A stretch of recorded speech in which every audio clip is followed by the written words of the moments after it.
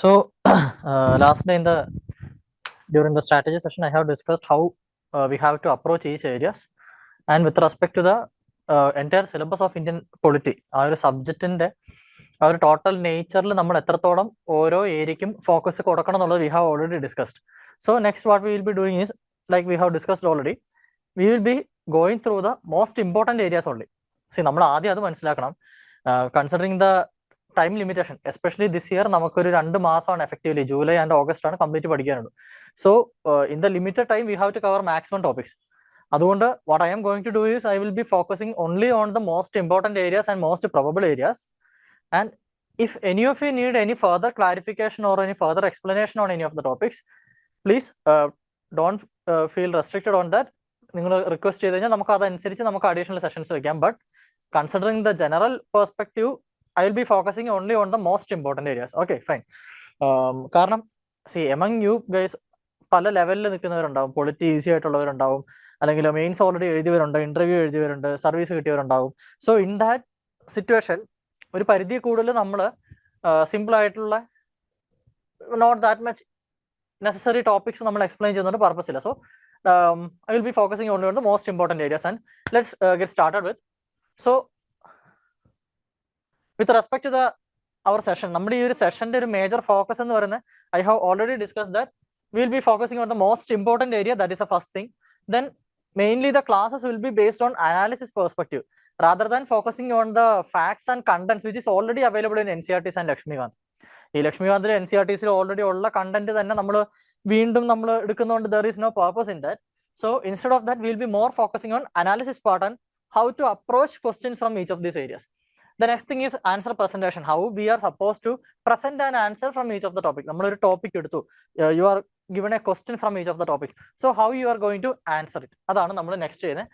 And the next thing we will be discussing about the most probable areas from each topic. നമ്മളിപ്പോൾ parliamentary system എടുത്തു കഴിഞ്ഞാൽ which all could be the most important areas, or otherwise, in other words, recent current affairs more trending ആയിട്ടുള്ള usual UPSC പാറ്റേണിൽ ചോദിക്കാൻ potential ഉള്ള areas we will be identifying that also. Then how we can score more marks. Okay, പല ആൾക്കാരുടെ paper evaluate ചെയ്തു, അതുപോലെ personal experiences എന്നൊക്കെ how we can take small changes to our answers to get more yield out of it. അപ്പോൾ അത് നമുക്ക് discuss ചെയ്യാം.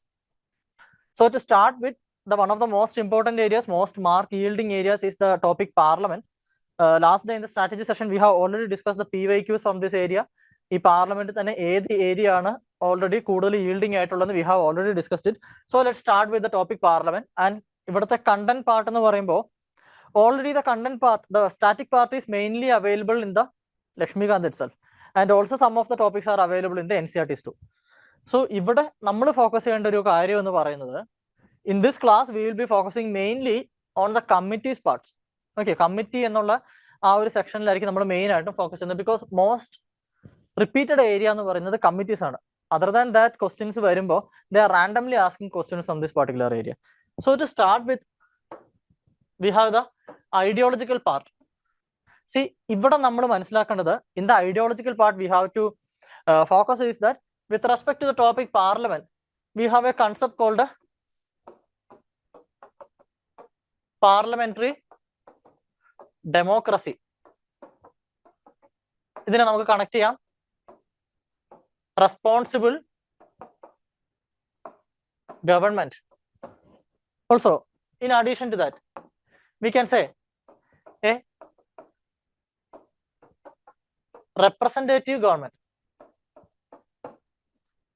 Okay, then what else? Indirect administration. Then വേറെ എന്തൊക്കെ നമുക്ക് ഇവിടെ കണക്ട് ചെയ്യാം? Procedural aspects of democracy. See, within the concept of democracy itself, we have two different dimensions. One is procedural and the another one is substantive. Not just with respect to the topic democracy, but നമ്മുടെ almost എല്ലാ philosophical പാർട്ടിലും we have these two distinctive types of ideologies. First one is procedural and the next one is substantive. I will give a brief idea about the base difference. Substantive is something which we want, that is the end goal. നമ്മുടെ പഠിക്കില്ലേ, goal അല്ലെങ്കിൽ aim അല്ലെങ്കിൽ what we want in the future, that is substantive part. Then procedural part is how we are doing it. Say for example, India is a democracy, right? We are a sovereign, socialist, secular, democratic republic. Okay, so നമ്മുടെ ഈ ഒരു democracy നമുക്ക് attain ചെയ്യണമെങ്കിൽ we need empowered citizen, that is one thing. Then what we need a type of government who is responsible to the people, like okay, അപ്പോൾ ഈ ഒരു democracy ഇവിടെ വരണമെങ്കിൽ അപ്പോൾ what all things which we need, ആ ഒരു end goal ആണ് ഇവിടെ നമ്മൾ ഡിസ്കസ് ചെയ്യുന്നത്, സബ്സ്റ്റാൻറ്റീവ് പാർട്ടിൽ ഡിസ്കസ് ചെയ്യുന്നത്. വേറാസ് how we are going to attain it, okay, like regular elections, universal adult franchise, ഇങ്ങനെയുള്ള പ്രൊസീജിയേഴ്സ് ഒക്കെ വെച്ചിട്ടാണ് നമ്മൾ എന്ത് ചെയ്യുന്നത്, we are going to reach the goal of democracy. So the things which we do, ഈ പറഞ്ഞ ഇലക്ഷൻസും കാര്യങ്ങളൊക്കെയാണ് എവിടെ വരുന്നത്, പ്രൊസീജറൽ പാർട്ടിൽ വരുന്നത്. So with respect to the topic parliament, നമുക്ക് specifically you can directly connect it with the procedural dimension of the topic democracy. Then നമ്മൾ റെസ്പോൺസിബിൾ ഗവൺമെന്റ് ഓൾറെഡി എഴുതി, റെപ്രസെന്റേറ്റീവ് ഗവൺമെന്റ് എഴുതി, ഇൻഡയറക്റ്റ് അഡ്മിനിസ്ട്രേഷൻ എഴുതി, പാർലമെന്ററി ഡെമോക്രസി എഴുതി. Then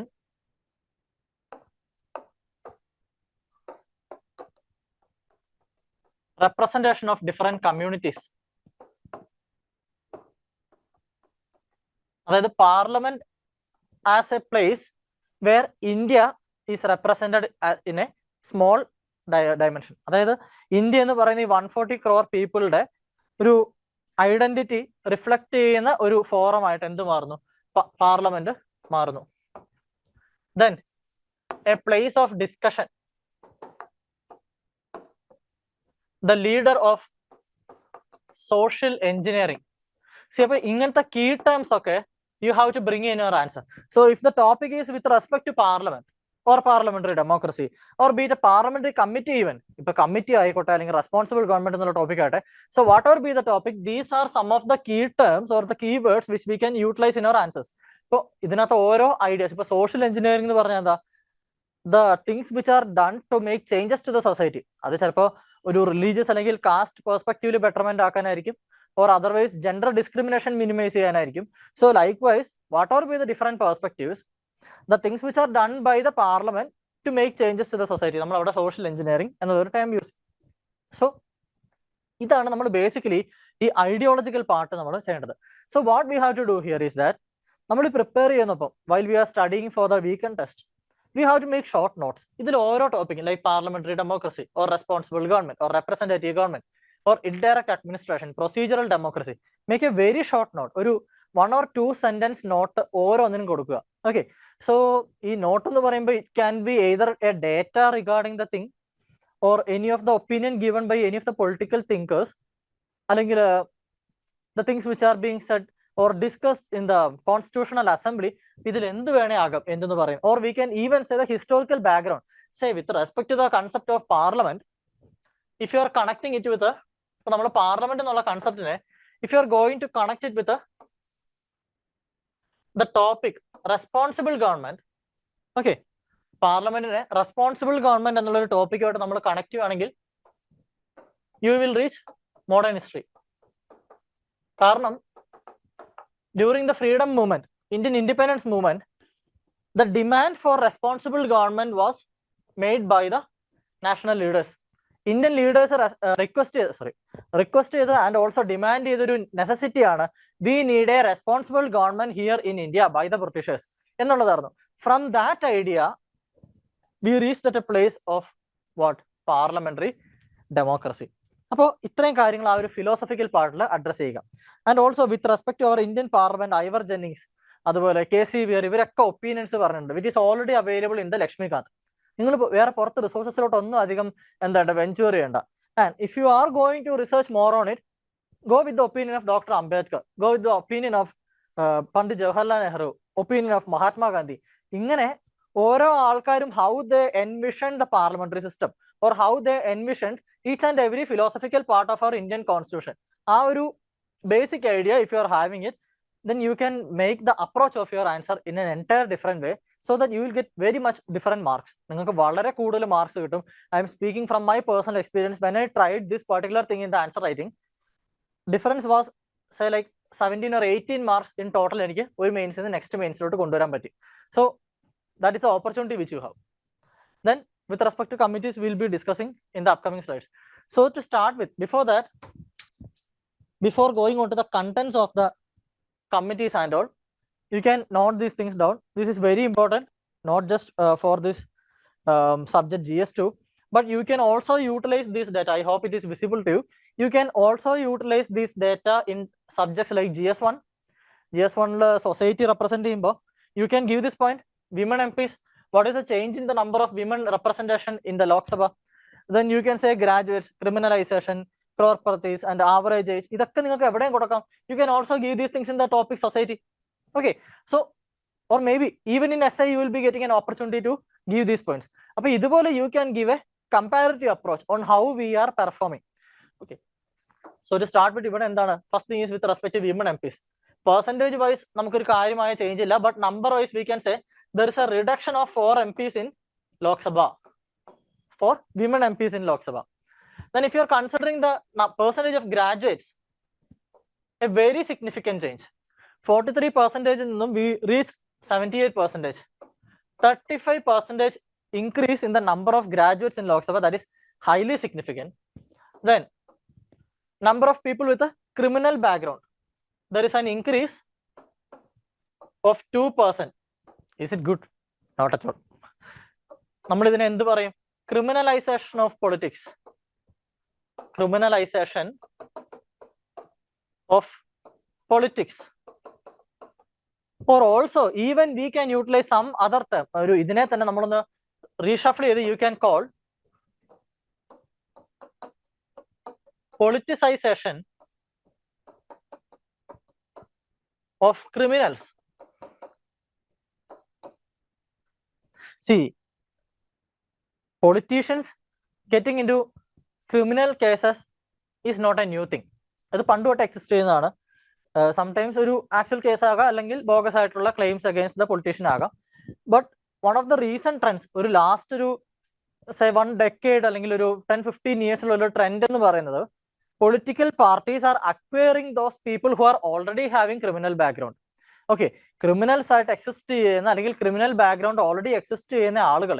Political parties are taking into their ambit. So that is what we call by the term politicization of criminals. Here the criminals are being welcomed to the political system of India.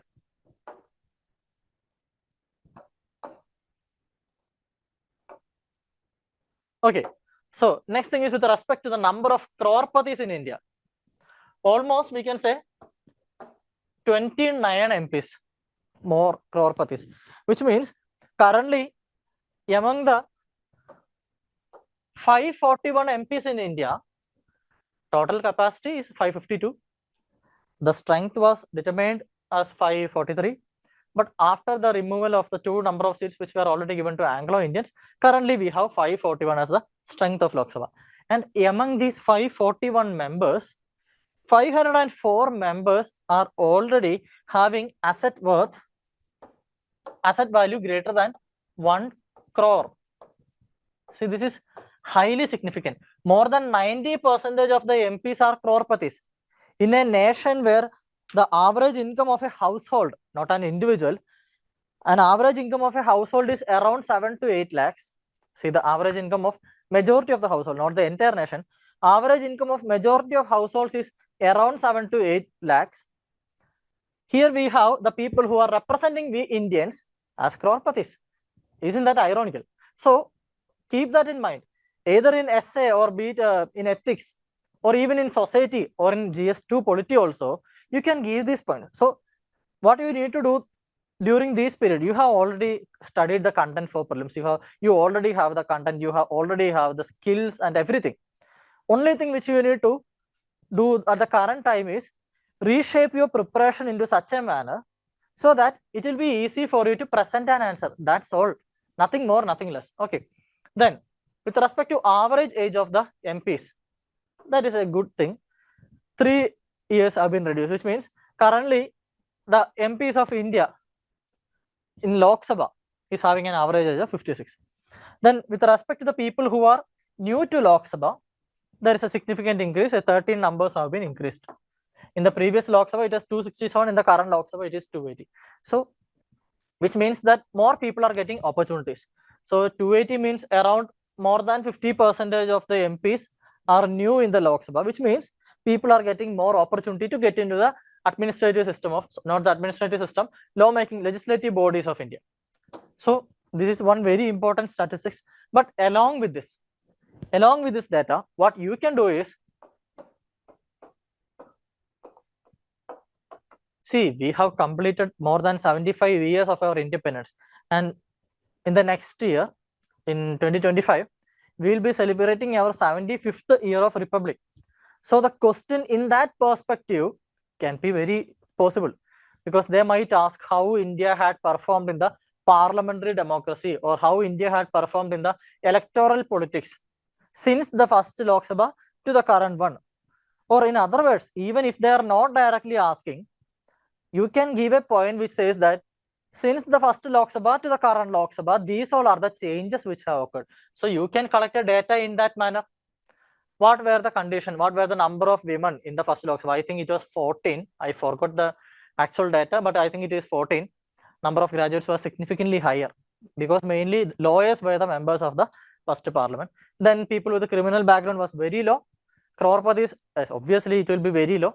Then, so you can have a comparative advantage, and you can understand how we are performing or how far we need to go further. Okay. So to start with the committees, departmental elected standing committees and financial committees of the parliament. See, before going on to the contents, what are the purpose of the committees? See, before addressing any topic, I would advise you one thing. Before you go to answer a particular question, first you should frame an answer in your mind that I think most of you will be knowing already, because when you read a question, you will be underlining the key terms, and you will be identifying the different demands of the question. In a single question itself, there might be more than 2 or 3 or 4 demands. So you will be identifying that also. Definitely, I agree. But before starting the answer, see, mostly when it comes to the subject Indian polity, UPSC will be asking some kind of concept.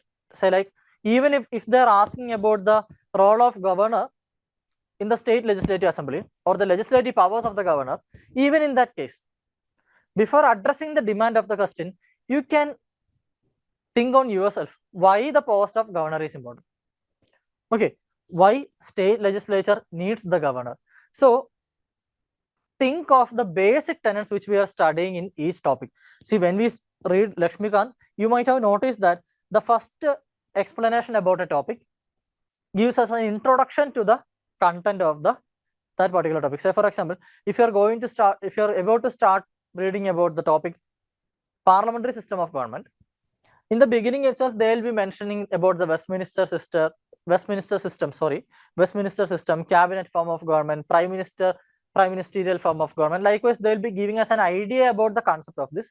Then only they will be giving us an explanation, and only after that, they will be giving us an analysis of these things. So that is one of the brilliant ways in which a textbook can be made. So what you can do is that while you are studying about the topic parliamentary democracy, you need to definitely, without failure, you need to read the topics which are given initially and which are given after the content part. So with respect to the mains preparation, these two topics are most important rather than the inside content, because you have already prepared the contents of the middle part for your prelims examination. You will be already giving that points. Say like, with respect to parliamentary committees, for example, if it is the public accounts committee, how many members are being elected from the Lok Sabha, how many are from the Rajya Sabha, who will be the chairman, or what are the tenures, all these things you will be knowing. But what we need to understand is the connection part, initial part, and also the analysis part. That is something which we need to work during this time. These 2 months, we are supposed to focus on that. So to start with, this is the content part which you already know. The number of members, the composition of the committee, the mode of appointment, how they are being appointed, are they elected or are they nominated, then who is the chairperson of the committee, then what are their functions, how much is their tenure, all these things. See, this is already available in Lakshmikant. I have just made it into a table so that it will be easy for you to revise. So taking out a screenshot will be more than enough for you. So if you want to take a screenshot, you can do it now. Okay, fine. So next, it is regarding the financial committees. 1 second.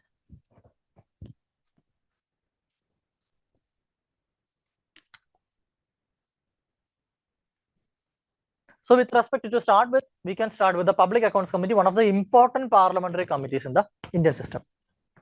So what are the purpose of the parliamentary committees? Their purpose is to ensure a better parliamentary democracy. Okay. So this is how we brainstorm. So the function of a parliamentary committee, what is the function of a committee? The function of a committee is to improve parliamentary system. Okay, agreed. So now the next question. What are the duties of the parliamentary system? One thing, lawmaking. Next thing, discussions. Next thing, expert opinions. One of the most important provision, ensuring government accountability. It was a previous year question. How the parliament is, or how the parliamentary committees are working properly to ensure government accountability. So government accountability, one of the most important topics. Then financial functions. Then what else? Parliamentary system, the role of parliamentary system. Social cohesion, isn't it? See, the Parliament of India is comprising of people from around India, from different caste, different genders. So currently it is only men and women. Third genders are people who have declared themselves as third genders are not currently part of the Indian parliamentary system. So in future there is an opportunity for that. So gender, religion, caste, place, race. So people from different identities who are already within the Indians are part of the Indian parliamentary system. So while they are contributing and collaborating with each other within the parliament, there is an opportunity for the greater community who are outside the parliament, like commoners like us. We have an opportunity because our representative is mingling with others. So they are giving us the torchlight. They are showing us the way in which we are supposed to function in the future. So these are the different functions of the parliament. So what was the purpose of the committee? To ensure a better parliamentary system. So then what are the purpose of the committees? Lawmaking, a better lawmaking, improved opportunities for discussion, to gather expert opinions, to ensure government accountability, financial functions, social cohesion, and one another important thing, very important thing, to ensure transparency.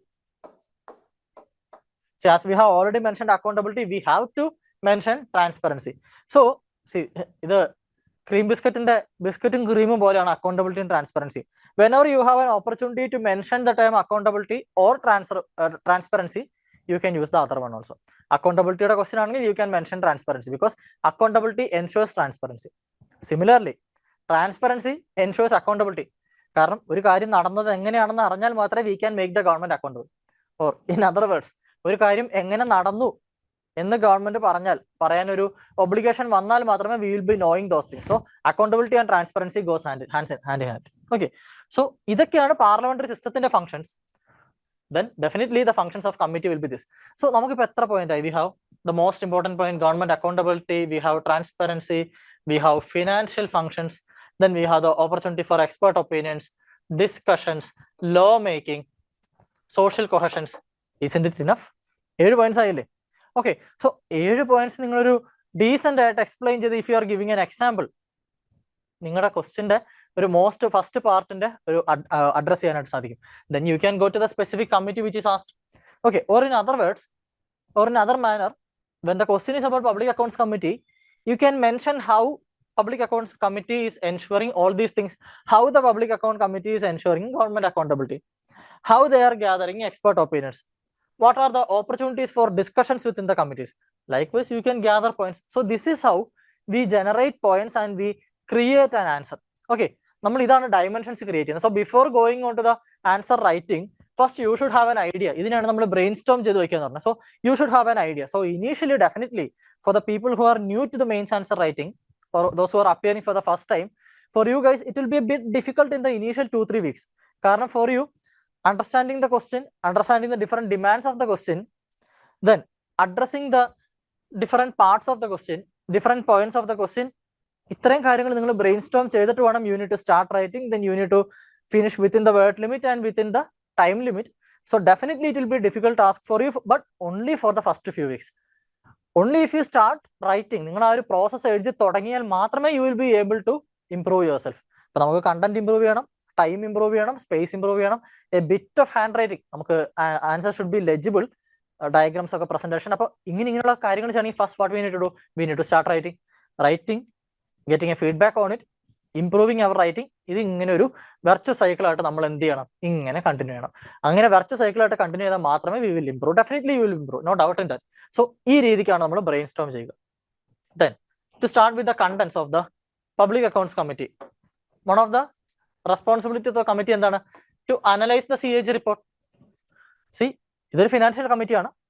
The responsibility is to study how the government manage the finances. Budget വഴി ഗവൺമെന്റിന് കിട്ടിയ cash whether they have utilised it properly or not. ഇപ്പൊ ഇത് നോക്കുക എന്നുള്ളതാണ് public accounts കമ്മിറ്റിയുടെ duty എന്ന് പറയുന്നത്. But with respect to the public accounts committee, they need not create a report on their own. Like, sorry, I will rephrase my statement. They need not investigate a report on their own. They will be already getting an investigative report which is prepared by the CAG. The CAG നൽകുന്ന investigative reportന്റെ ബേസിസിൽ the public accounts committee will be creating an analysis whether the government is utilizing every fund which is given to them, whether the government is wasting any of the funds. അങ്ങനെയുള്ള ഒരു perspective analysis ആര് നടത്തും? CAG നടത്തി ഇവരുടെ കയ്യിൽ കിട്ടും. And the public accounts committee will be doing it both in the economic perspective and in the public sentiment. Because ഇവിടെയാണ് നമുക്കൊരു കീ ടൈം വരുന്നത്. How the CAG is different from the public accounts committee, or how the public accounts committee is more significant than the CAG. The thing is that what is the public accounts committee or what is the CAG doing? ഗവൺമെന്റിന്റെ budget management, അതായത് the fund which was passed through the budget, how they are utilizing, ഇതാണ് ആര് നോക്കുന്നത്? CAG നോക്കുന്നത് how the government had utilized their fund to the fullest, or how they wasted any fund, or is there any corruption. അപ്പോൾ efficiency in utilization, necessity in utilization, corruption,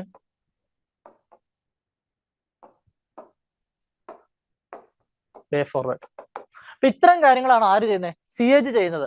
Whether they are utilizing it properly, okay, then whether the fund which was demanded by the department, was it necessary? CAG പല സമയത്തും എന്ത് ചെയ്യുന്നുണ്ട്? ഗവൺമെന്റിനെ criticise ചെയ്യുന്നുണ്ട്, whether this project was necessary to you. Okay, then corruption, way forward, ഇത്തരം കാര്യങ്ങളൊക്കെ CAG നൽകുന്നുണ്ട്. But the issue is that the CAG is focusing only on the economic aspect. CAG is the accountant general. So accountant general is focusing only on the economic aspect. And what are they missing out? Say for example, ഇപ്പൊ ചില സമയത്ത് some projects may be declared for 100 crore rupees. Okay, 100 കോടി രൂപയ്ക്കായിരിക്കും declare ചെയ്തിരിക്കുന്നത്. But maybe the project will be about improving the social conditions of people. ഒരു tribal എൻക്ലേവിലുള്ള ആളുകളുടെ health ഇംപ്രൂവ്മെന്റിന് വേണ്ടിയിട്ട് 100 crore rupees utilise ചെയ്യുകയാണെന്ന് വിചാരിക്കാം.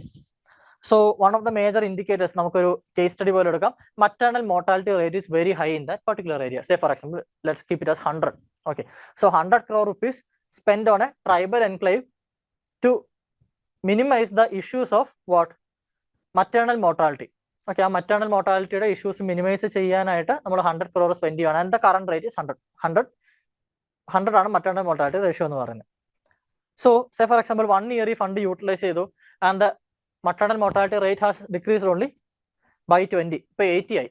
Okay, 100 ഇന്ന് 80 ആയി maternal mortality rate. But when the CAG is observing the things, CAG എന്ത് പറയും? 100 crore rupees utilise ചെയ്തിട്ടും അവിടെ maternal mortality rate നമുക്ക് റെഡ്യൂസ് ചെയ്ത് ടാർജറ്റ് ആയ 50 അല്ലെങ്കിൽ 10 എത്തിക്കാൻ പറ്റില്ല. That will be the CAG report. But when this report is reaching the Parliament of India, പാർലമെന്റിൽ എത്തിയിട്ട് പബ്ലിക് അക്കൗണ്ട്സ് കമ്മിറ്റിയുടെ കയ്യിലോട്ട് ഇത് കിട്ടിക്കഴിയുമ്പോൾ they will be saying that yes, we were able to reduce the maternal mortality rate by 20%. Because more than the CAG യേക്കാൾ കൂടുതലായിട്ട് it is the public accounts committee which comprises of who? ഇതിലെ members എന്ന് പറഞ്ഞ MPs ആണ്. Okay, and also experts, both economics and social expert. Economic പെർസ്പെക്റ്റീവിലും social പെർസ്പെക്റ്റീവിലും experts ആയിട്ടുള്ള ആൾക്കാരാണ് എവിടെ ഉള്ളത്? ഈ പറയുന്ന പബ്ലിക് അക്കൗണ്ട്സ് കമ്മിറ്റിയിലുള്ളത്. So the public accounts committee can analyze it in both in the perspective of an economist and also in the perspective of the citizen of India. Okay, എല്ലാ പ്രൊജക്റ്റുകളുടെയും outcomes quantifiable ആവണമെന്നില്ല. But here what they can do, they can say okay, നമുക്ക് CAG പറഞ്ഞതുപോലെ ഒരു 10% എത്താൻ പറ്റിയില്ലെങ്കിൽ പോലും we were able to reduce it by 20%. That is a plus point. So we need to further give this money to the government. So ഇതാണ് public accounts കമ്മിറ്റിയുടെ ഒരു advantage എന്ന് പറയുന്നത്, one of the biggest necessity എന്ന് പറയുന്നത്. Public sentiment അറിയാം, because they were part of the parliament when this budget was passed. ഈ public accounts കമ്മിറ്റിയിലെ മെമ്പേഴ്സ് ഒക്കെ they were part of the budgetary discussions. So they know why these things were allotted, എന്തിനാണ് ഈ fund കൊടുത്തത്, what is the crux of the issue, they know. Also they are the representatives of people. The next thing, can better understand the intention and mind of the parliament than CAG, we have already discussed. Then it is a training ground for MPs. See, in the most it is a convention. ഈ പുതിയതായിട്ട് വരുന്ന MPസിനൊക്കെ എവിടെ എന്ത് ചെയ്യും, public accounts committee അതുപോലെ തന്നെ committee on public അണ്ടർടേക്കിംഗ്സിലോട്ടൊക്കെ add ചെയ്യും. Why? Because they will be getting an opportunity to study about different departments in the economic perspective. So as a minister തന്നെ നമ്മൾ സ്റ്റാർട്ട് ചെയ്യുമ്പോൾ what happens is that our experience in the parliamentary democracy is very low. So how the things are functioning, our ideas is കുറവായിരിക്കും. So mostly ഒരു convention at what we are seeing is that public accounts committee will be giving an opportunity to the new MPs to be part of them. എന്നിട്ടോ they will be given the idea of how the system is functioning, so that in future ministerial berth ഒക്കെ കിട്ടുമ്പോൾ they will be already knowing how the things are being about to work. Then quasi judicial powers, ഈ public accounts കമ്മിറ്റിക്ക് quasi judicial powers ഉണ്ട്. അവർക്ക് evidences collect ചെയ്യാം, okay, അവർക്ക് അതുപോലെ someone ചെയ്യാം, വിറ്റ്നസ്സുകളെ സമ്മൺ ചെയ്യാം, അങ്ങനെയൊക്കെ പറ്റും. ബട്ട് ഈ കമ്മിറ്റിക്കുള്ള ഇഷ്യൂസ് എന്താണ്? their recommendations are not binding. You have already studied it. Most of the committees or most of the bodies which we are studying, നമ്മുടെ ഇന്ത്യൻ പൊളിറ്റിയുടെ പ്രിപ്പറേഷനിൽ ഭാഗമായിട്ട് പാർലമെന്ററി കമ്മിറ്റീസ് ആയിക്കോട്ടെ അല്ലെങ്കിൽ നമ്മുടെ കോൺസ്റ്റിറ്റ്യൂഷൻ സ്റ്റാറ്റ്യൂട്ടറി ബോഡീസ് ആയിക്കോട്ടെ, in almost 90% of the cases recommendation given by these committees are non binding. ഗവൺമെന്റിന് ഇതൊരു വേണമെങ്കിൽ adopt ചെയ്താൽ മതി. So that is one of the biggest issues, because public accounts committee is supposed to make the government accountable. But what is accountability? Accountability എന്ന് പറയുന്നതാണ് നമ്മൾ എത്തിക്സിൽ പഠിക്കുന്നുണ്ട്. Accountability is the enforceable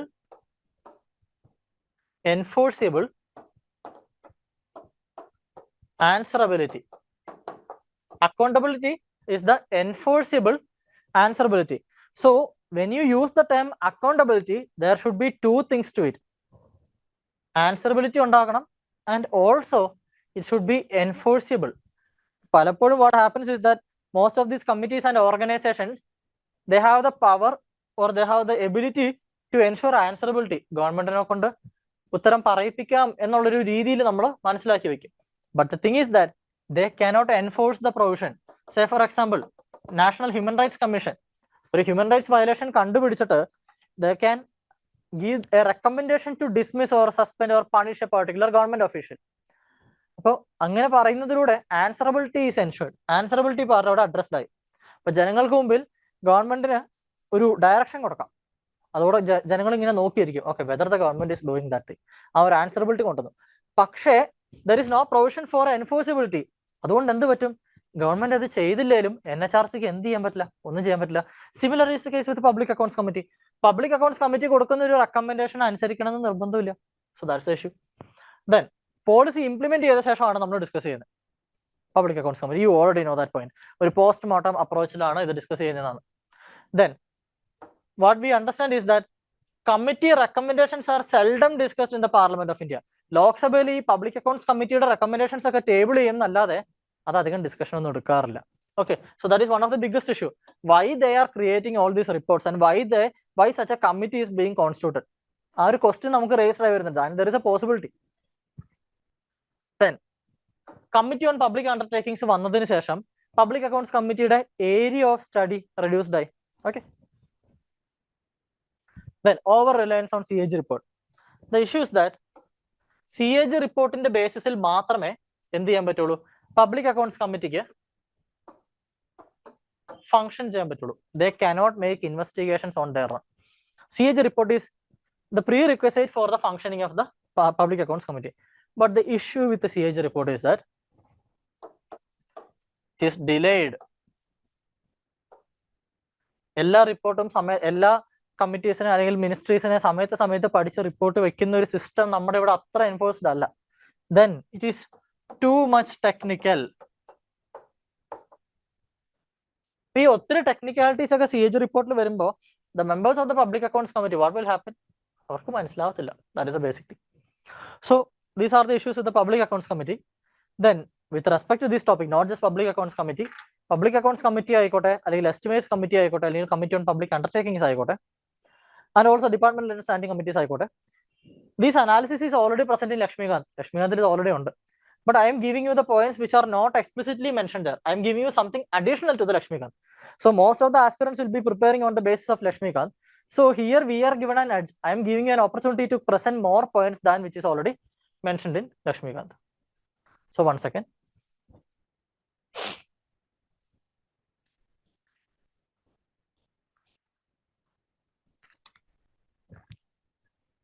Okay. Continue. Break on the matter. Okay, let's continue. So to start with, the next thing is the estimates committee. So estimates committee points already Lakshmikant, but I am giving you something extra. Increase the efficiency of the budget, advices on policy improvement, awareness creation among departments, and reports are of education value to the common man. See, നമ്മൾ ഒരു budget document അല്ലെങ്കിൽ a report of public accounts committee or the report of CAG ഇതൊക്കെ എടുത്തു വെച്ച് വായിച്ചിട്ടുണ്ടെങ്കിൽ, or even നമ്മുടെ economic survey, even we aspirants find it difficult to understand the meaning of the things which are sometimes mentioned in these all documents. ഇതുപോലെ തന്നെയുള്ള പല ഡോക്യുമെന്റ്സിന്റെ issues that it is too much technical. But the advantage of estimates committee reports are that estimates committee report is not focusing on the technical aspect, rather it is focusing on the ideological aspects. Say for example, Swachh Bharat Abhiyan. Swachh Bharat Abhiyan എന്നുള്ള സ്കീമിൽ ഈ Swachh Bharat mission SBM അഥവാ SBM Swachh Bharat mission, ഈ മിഷന് കൊടുത്ത ഫണ്ടിന്റെ perspectives ആണ് ആര് നോക്കുക?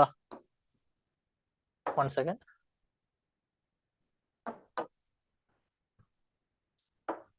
ഈ കൊടുത്ത ഫണ്ടിന്റെ കാര്യങ്ങളൊക്കെ CAG നോക്കും. ആ CAG റിപ്പോർട്ട് ആര് നോക്കും? പബ്ലിക് അക്കൗണ്ട്സ് കമ്മിറ്റി നോക്കും. ഓക്കെ, അപ്പൊ ഇതാണ് സ്വച്ഛ് ഭാരത് മിഷന്റെ fund dimension. But aim, policy, target groups, milestones, ഇതൊക്കെ ആര് നോക്കും? എസ്റ്റിമേറ്റ്സ് കമ്മിറ്റി നോക്കും. അപ്പൊ എന്താണ് ഇവർ ചെയ്യുന്നത്? ഇന്ന ഏരിയയിലല്ല നമ്മൾ കൂടുതൽ ഫോക്കസ് ചെയ്യേണ്ടത്. We should focus more on this particular area. അല്ലെങ്കിൽ our aim should be not just cleanliness but also a habit. We need a Jan Andolan, people's movement എന്നൊക്കെയുള്ള സജഷൻസ് കൊടുക്കുന്നതാണ് ആര്? ഈ പറയുന്ന എസ്റ്റിമേറ്റ്സ് കമ്മിറ്റി എന്ന് പറയുന്നത്. So it will be much more easier to us. കാരണം estimates കമ്മിറ്റിയുടെ ഫംഗ്ഷനിങ് എന്ന് പറയുന്നത് ഫിനാൻഷ്യൽ ആസ്പെക്ട്സിൽ മാത്രമല്ല. Definitely they will be focusing on financial aspects also, but more than that their focus is on these area. Policy administration അല്ലെങ്കിൽ policy management ആണ് ഇവർ എന്ത് ചെയ്യുന്നത്? മേജർ ആയിട്ട് ഫോക്കസ് ചെയ്യുന്നത്. ബട്ട് ദ ഇഷ്യൂ എന്താണ്? Obviously I have said that policy മാറ്റേഴ്സിനോടൊപ്പം ഇവർ എന്ത് കൂടി ചെയ്യുന്നുണ്ട്? ഫിനാൻഷ്യൽ ആസ്പെക്ട്സ് കൂടി ഡിറ്റർമൈൻ ചെയ്യുന്നുണ്ട് അല്ലെങ്കിൽ മെൻഷൻ ചെയ്യുന്നുണ്ട്. But there what is the issue? They don't have a proper valid investigator. Then reforms, usually what happens is that കുറച്ചുകൂടി ഫ്യൂച്ചറിസ്റ്റിക് ആയിട്ടുള്ള ഐഡിയോളജീസ് ആയിരിക്കും ആര് കൊടുക്കുന്നത്? ഈ എസ്റ്റിമേറ്റ്സ് കമ്മിറ്റി കൊടുക്കുന്നത്. ആൻഡ് വാട്ട് ഹാപ്പൻസ്, പലപ്പോഴും ഇംപ്ലിമെന്റ് ചെയ്യാൻ റെസ്ട്രിക്ഷൻസ് ഉള്ള അല്ലെങ്കിൽ ഇംപ്ലിമെന്റ് ചെയ്യാനായിട്ടുള്ള ലിമിറ്റേഷൻസ് ഉള്ള ഐഡിയോളജീസ് ആയിരിക്കും. ബട്ട് ഇവിടെയാണ് നമ്മുടെ അഡ്വാൻറ്റേജ്. ഈ എസ്റ്റിമേറ്റ്സ് കമ്മിറ്റിയുടെ ഒക്കെ report when you see that, try to note some points from it. നമ്മുടെ ആൻസേഴ്സിൽ നമുക്ക് വേ ഫോർവേഡിലോ അല്ലെങ്കിൽ സൊല്യൂഷൻസിലൊക്കെ കൊടുക്കാൻ പറ്റുന്ന, കൺക്ലൂഷനിലൊക്കെ കൊടുക്കാൻ പറ്റുന്ന പോയിന്റ്സ് ഒക്കെ നമുക്ക് അവിടെ നിന്ന് കിട്ടും, എസ്റ്റിമേറ്റ്സ് കമ്മിറ്റി റിപ്പോർട്ടിൽ നിന്ന് കിട്ടും. Then this is one of the biggest issue. ഒരു ഡിപ്പാർട്ട്മെന്റിനെ, say for example department of minority affairs, say ഇവരെ ഒരു 2020 ഒക്ടോബറിലാണ് റിവ്യൂ ചെയ്തതെന്ന് വിചാരിക്കുക. അവരുടെ നെക്സ്റ്റ് റിവ്യൂ എസ്റ്റിമേറ്റ്സ് കമ്മിറ്റി നടത്തുന്നത് will be on 2021 or 22 Jan. So more than 1 year gap വരുന്നുണ്ട് എന്തില്? ഇതിന്റെ റിവ്യൂ പ്രോസസ്സിൽ. അതൊരു ഭയങ്കര ഇഷ്യൂ ആണ്. ഓരോ ഡിപ്പാർട്ട്മെന്റ് ബൈ ഡിപ്പാർട്ട്മെന്റ് ആയിട്ട് ഇവരിങ്ങനെ അനലൈസ് ചെയ്ത് പോകുമ്പോൾ there is a general delay. Because why? ഇവർ ഫോക്കസ് ചെയ്യുന്നത് എന്തിനല്ല? ഫിനാൻസിലാണ്. ഫിനാൻഷ്യൽ അല്ല, പകരം they are focusing more on the policy aspects. Okay. So that's it with respect to the estimates committee. Then moving on to the next one, the committee on public undertakings. Simple ആണ്. all duties of the Public Accounts Committee, but with respect to the central public sector undertakings. ഇതാണ് എന്തെന്ന് പറയുന്നത് committee on public undertakings ചെയ്യുന്നത്. PSUസിന്റെ കേസിൽ constructive criticism ആണ് mostly provide ചെയ്യുന്നത്, how they can be improved. And one of the biggest thing which we can write it, ഇവരുടെ first 25 yearsൽ ഈ committee on public undertakings create ചെയ്ത first 25 yearsൽ itself they were able to submit a report of 279 reports were submitted, which means on an average more than 10 reports, 10 reportsന് മേളിൽ, or say we can say more than 11 report. Okay, ഒരുമാതിരി almost ഒരു 11 report എങ്കിലും ഇവർ ഓരോ വർഷവും submit ചെയ്യുന്നുണ്ട്, which is very much important and very much more than the other committees. Other financial കമ്മിറ്റീസിനെക്കാളും വളരെ എഫക്റ്റീവ് ആയിട്ടാണ് ഇവർ എന്ത് ഫംഗ്ഷൻ ചെയ്യുന്നത്. But same issue with public accounts committee, least discussed. ഇനി പല കീ ഇൻഡസ്ട്രീസ് ലൈക്ക് ഡിഫൻസ്, അങ്ങനത്തെ കുറച്ച് സ്ട്രാറ്റജിക് ആയിട്ടുള്ള industries are kept out of the purview of the committee on public undertakings. And then what happens, the reason is strategic importance and the national security. But what happens is that അതുകൊണ്ട് accountability and transparency is reduced.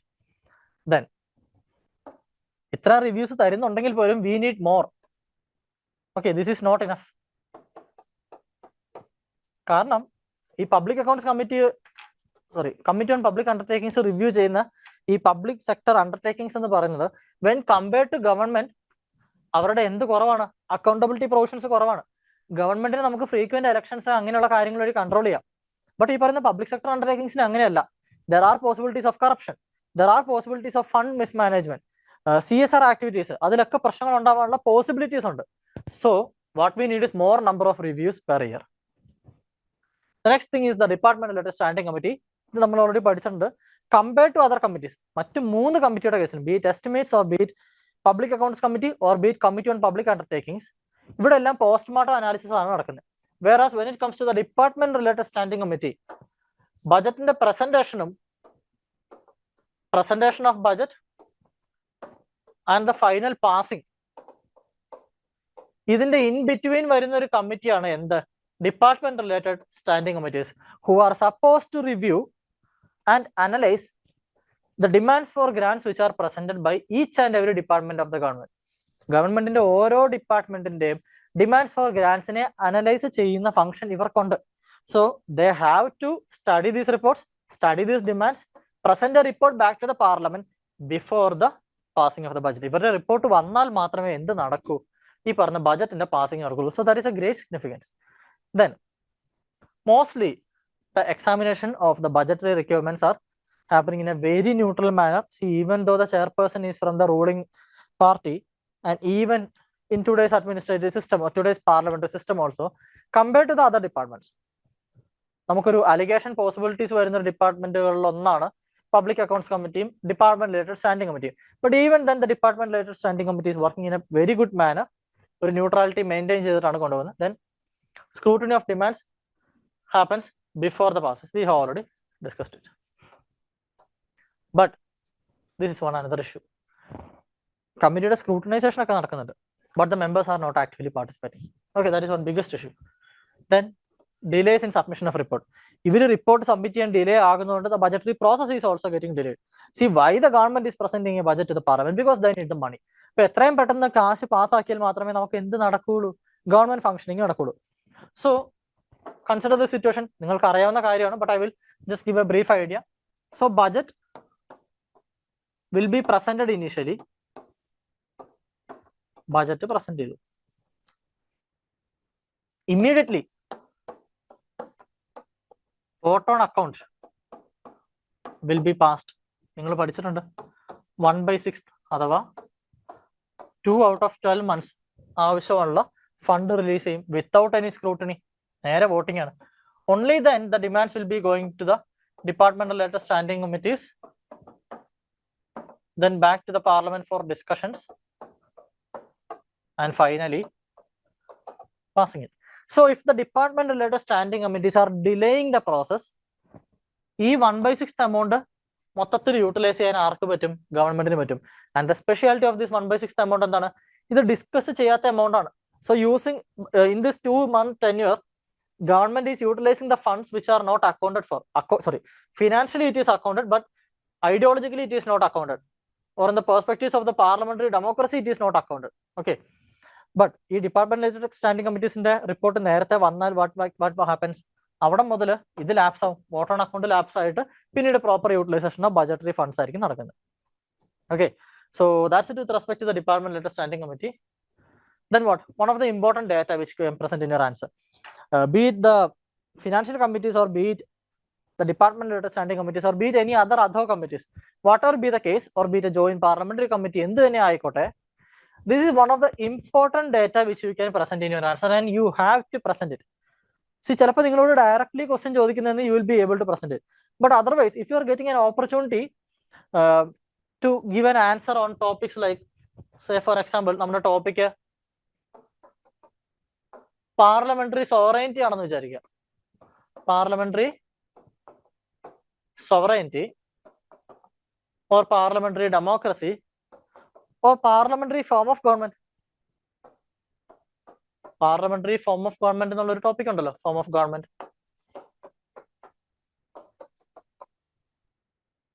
Efficiency or need of a parliament.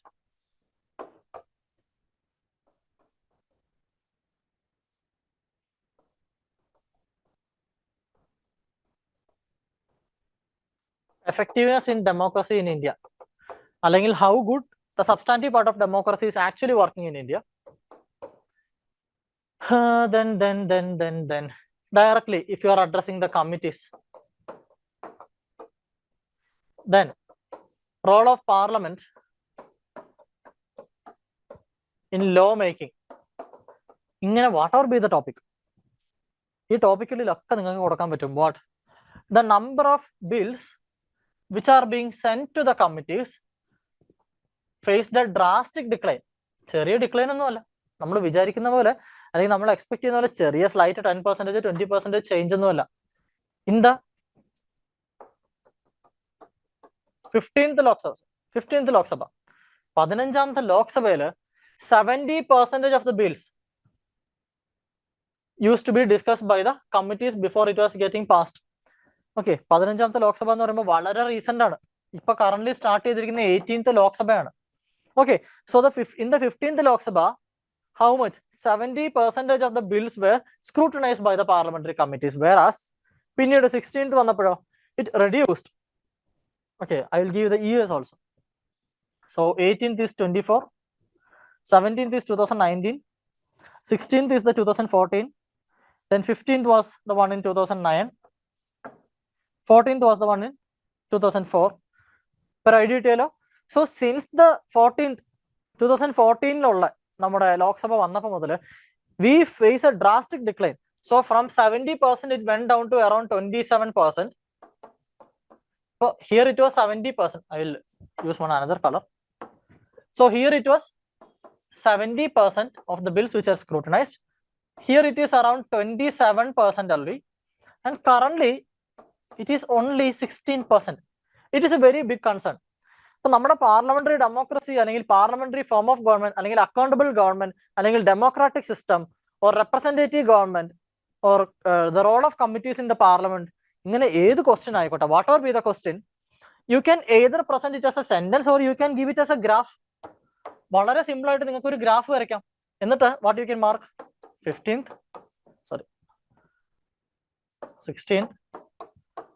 17, okay 15 കൊടുത്തില്ലെങ്കിലും കുഴപ്പമില്ല, 15 കൊടുക്കാം. Okay,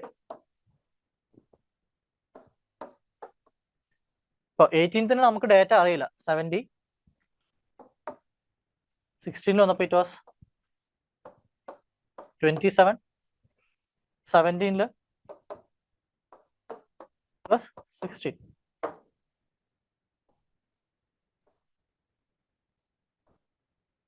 See the change? അപ്പോ see, this is how we present our answer. അപ്പോൾ ഇങ്ങനെ ലോക്സഭയുടെ ഇത് movement നടക്കുന്നതോറും what is happening, നമ്മുടെ ഡിസ്കഷൻസ് അല്ലെങ്കിൽ quality of debates which are occurring in the parliament, quality of the laws which are being made, ഇതെല്ലാം reduce ചെയ്ത് വരുവാണ്. ഇവിടെ നമുക്ക് വേണമെങ്കിൽ വേറൊരു കാര്യം കണക്ട് ചെയ്യാം. നമ്മൾ എന്തിനാ ഡിസ്കഷൻസും കമ്മിറ്റീസിന്റെ സ്ക്രൂട്ടനൈസേഷൻ ഒക്കെ വേണമെന്ന് പറഞ്ഞാൽ, one is to ensure democracy. So one is to ensure democracy. എല്ലാവരുടെയും ഒപ്പീനിയൻസ് അവിടെ വരുന്നുണ്ട് എന്ന് എൻഷുർ ചെയ്യാം. Then another thing, make laws better.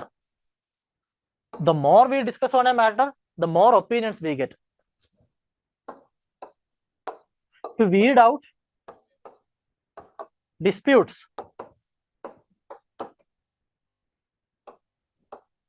to improve concurrence. എല്ലാവരുടെയും ഒരു ഡെമോക്രസിയിൽ വെറുതെ വോട്ട് ഷെയർ വെച്ചിട്ട് നമ്മൾ കയറി പോയാൽ മതിയോ? പോരാ, നമുക്ക് എല്ലാവരുടെയും ഒരു അക്സെപ്റ്റൻസ് കിട്ടണ്ടേ? Ensure democracy, make the laws better, weed out the disputes, improves the concurrence.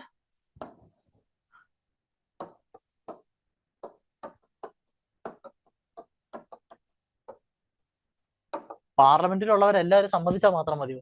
അല്ലെങ്കിൽ നമ്മുടെ ആവശ്യം വന്നാൽ മാത്രം മതിയോ? കോൺസ്റ്റിറ്റ്യൂഷൻ പറയുന്ന പോലെ ആയിരിക്കണ്ടേ? സി ഫോർ എക്സാമ്പിൾ, ചില പെർട്ടിക്കുലർ റിലീജിയസ് മാറ്റേഴ്സിലൊക്കെ the community will be accepting it, the parliamentarians will be accepting it. But what if the provisions are against the constitution of India? So constitution പറയുന്നത് പാലിക്കണ്ടേ? So ഇതൊക്കെ ensure ചെയ്യാനായിട്ട് നമുക്ക് എന്ത് utilise ചെയ്യാം? നമ്മുടെ പാർലമെന്ററി കമ്മിറ്റീസിനെ നമുക്ക് ഹെൽപ്പ് ചെയ്യാൻ പാടില്ലേ? അല്ലെങ്കിൽ these are the things which the parliamentary committees should ensure. ഇതാണ് നമ്മുടെ ഒരു ബേസിക് ഐഡിയ എന്ന് പറയുന്നത്.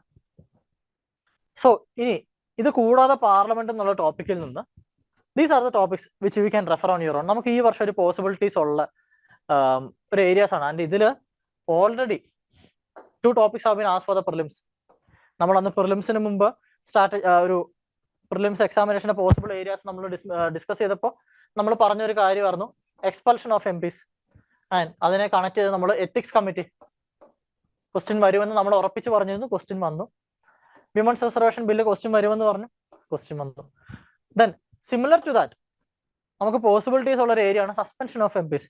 In the history of the Indian Parliament, last year almost 140 MPs were suspended. 140.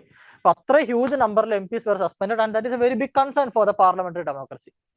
Then, with respect to parliamentary privileges, there was a Supreme Court judgment. ഓർക്കുന്നുണ്ടോ?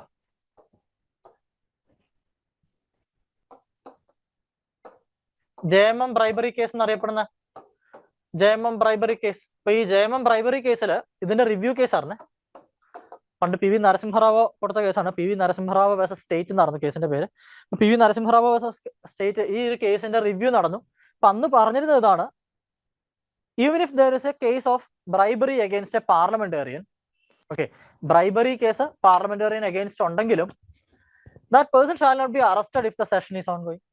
അതായത് parliamentary privileges comes above corruption എന്നായിരുന്നു പറഞ്ഞിരുന്നത്. Okay, അപ്പോ corrupted ആയിട്ടുള്ള ഒരു politician ആണെങ്കിൽ പോലും if that person is N MP അല്ലെങ്കിൽ MLA, ആ വ്യക്തിക്ക് എന്ത് കിട്ടുന്ന പറഞ്ഞിരുന്നേ? ആ വ്യക്തിക്ക് ഇമ്മ്യൂണിറ്റി കിട്ടുന്നതായിരുന്നു പണ്ട് JMM ബ്രൈബറി കേസിന്റെ ജഡ്ജ്മെന്റിൽ സുപ്രീം കോർട്ട് പറഞ്ഞിരുന്നത്. But currently in 2024 supreme court അതിനെ റിവ്യൂ ചെയ്തു and supreme court said no more. Parliamentary privileges ഒക്കെ പിന്നെ first your responsibility to the nation, your responsibility to the constitution of India. So parliamentary പ്രിവിലേജസിൽ supreme court നടത്തിയൊരു വളരെ significant ആയിട്ടുള്ള ഒരു observation ആണ്. ഓക്കെ, സോ പാർലമെന്റിൽ അത്രേ ഉള്ളൂ. ഒരു ചെറിയ 2 മിനിറ്റ് ബ്രേക്ക് തരാം.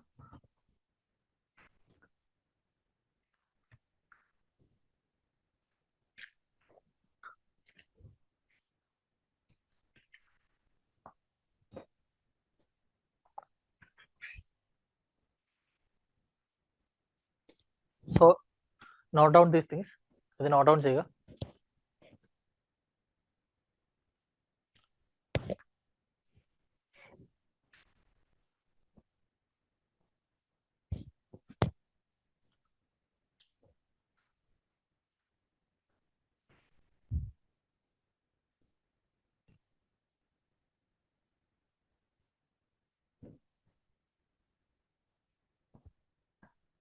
Okay. Shall we start with the next topic? Okay, fine. So, the next topic, judiciary. Parliament കഴിഞ്ഞ നെക്സ്റ്റ് നമുക്കൊരു ക്വസ്റ്റ്യൻ പൊട്ടൻഷ്യൽ ഉറപ്പായിട്ടും വരും എന്നുള്ളൊരു ഏരിയ ആണ് ഇന്ത്യൻ ജുഡീഷ്യറി എന്ന് പറയുന്നത്. So Indian judiciary, as we have already discussed in the strategy session, most important area is judicial independence. Repeatedly different questions ഒക്കെ വന്നിട്ടുണ്ട്, ബട്ട് റിപ്പീറ്റഡ്ലി എവറി ഇയർ ചോദിക്കുന്ന ഒരു ഏരിയ ആണ് judicial independence. So first we will discuss what is judicial independence.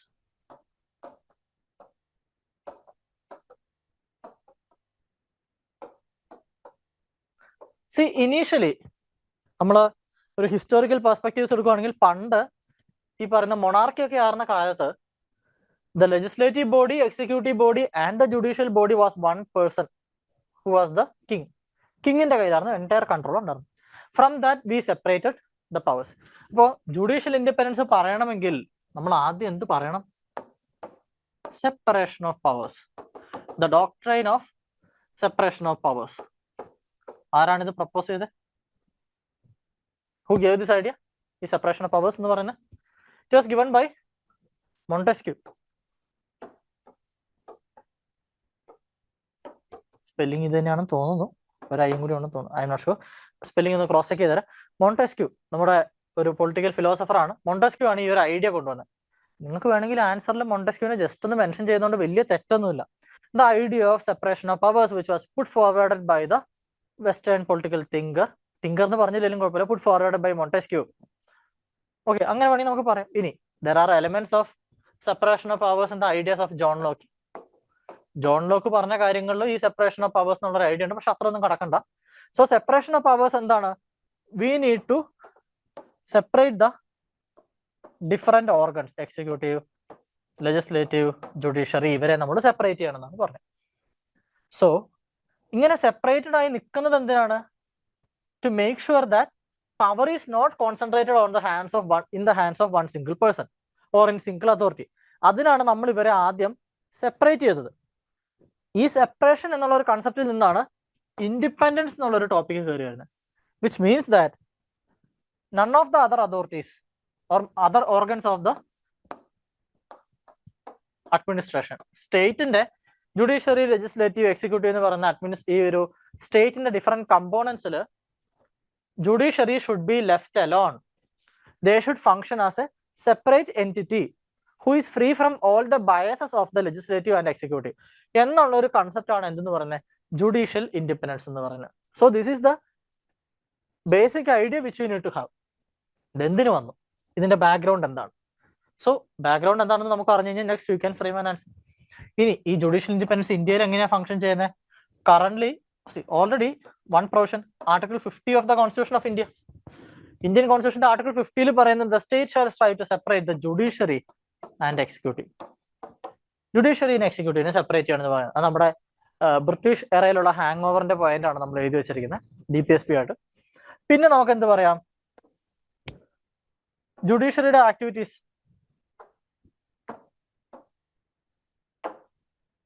Shall not be discussed in parliament. Shall not be discussed in parliament. Then their security of tenure.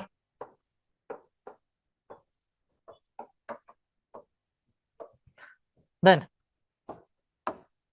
salaries and allowances. ഇങ്ങനെ കുറെ points നമ്മൾ പഠിച്ചു വെച്ചിട്ടില്ലേ?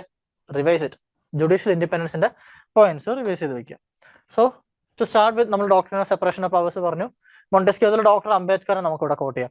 നിങ്ങൾക്ക് മോണ്ടെസ്ക്യൂനൊക്കെ coat ചെയ്യുമ്പോൾ okay എന്റെ answer ഒത്തിരി ഒരു പൊളിറ്റിക്കൽ സയൻസുകാരന്റെ അല്ലെങ്കിൽ ഒരു പെബാർഡുകാരന്റെ ആൻസർ പോലെ ആകുന്നോ എന്നൊരു ഫീല് വന്നാൽ, ടു മച്ച് ടെക്നിക്കൽ ആയെന്നൊരു ഫീല് വരുവാണെങ്കിൽ, instead of Montesquieu you can quote Dr. B.R. Ambedkar.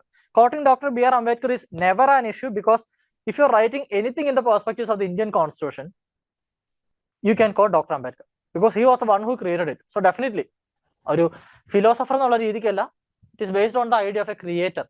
Simple. The next thing, independence of judiciary. ഇവിടെ നമുക്ക് there is one recent judgment. See, you already know that the topic independence of judiciary is part of the doctrine of basic structure. Basic structure doctrine part ആണ് independence of judiciary എന്നുള്ളത് you already know. ഇപ്പോൾ Kesavananda Bharati case ആണെങ്കിലും, പിന്നീട് വന്ന Indira Nehru case, election case ആണെങ്കിലും, അതിനുശേഷം വന്ന മിനർവ മിൽസ് ആയിക്കോട്ടെ, മനേക ഗാന്ധി കേസ് ആയിക്കോട്ടെ, whatever be the case, ഡോക്ടറിന്റെ ബേസ് സ്ട്രക്ചർ എന്നുള്ള കൺസെപ്റ്റിന്റെ ഒറിജിന് ശേഷം supreme court in almost every instances have said that judicial independence is part of the basic structure. അത് ഓൾറെഡി പറഞ്ഞിട്ടുണ്ട്, there is no doubt in that. But recent അപ്പൊ നമ്മൾ അന്നൊക്കെ പറയുമ്പോൾ whenever we used to say that judicial independence is part of the doctrine of basic structure, we used to address only the higher courts. നമ്മുടെ constitutional courts ആയിട്ടുള്ള supreme കോർട്ടിനെ, ഹൈക്കോടതിയെ മാത്രമായിരുന്നു address ചെയ്തുകൊണ്ടിരുന്നത്. But recent ഈ 2023 ലാസ്റ്റ് ഇയർ വന്ന കേസിൽ what the supreme court said is that even the district courts, നമ്മുടെ supreme കോർട്ടും ഹൈക്കോർട്ടും മാത്രമല്ല, even the independence of district courts are also part of the doctrine of basic structure. Basic structure part ആണ്, doctrine of basic structure എന്നല്ല, basic structure part ആണ് independence of district courts എന്നുള്ള ഒരു opinion, ഒരു verdict supreme court തന്നിട്ടുണ്ട്. So in that context എന്ത് important ആണ്, ഇതൊരു ക്വസ്റ്റ്യൻ പൊട്ടൻഷ്യൽ ഏരിയ ആണ്. എന്തെന്ന് പറയുന്നത്, either the question can be with respect to judicial independence. രണ്ട് രീതിക്കാണ് ആ ക്വസ്റ്റ്യൻ ഇമ്പോർട്ടൻ്റ് ആണ്. ഒന്ന്, PYQയിൽ സ്ഥിരമായിട്ട് ആ ഒരു ടോപ്പിക്ക് ചോദിക്കുന്നുണ്ട്. UPSC is consistently asking questions from the topic judicial independence. That is one thing. Next thing is the context. Judiciary had said that the independence of the district courts are part of the base structure. That is the second thing. Then we have one more thing. Last year was the 50th year of the Keshavananda Bharati judgment. In 1973, we had the judgment on the case Keshavananda Bharati versus State of Kerala. So last year was the 50th anniversary of the particular case, and we were expecting question from that.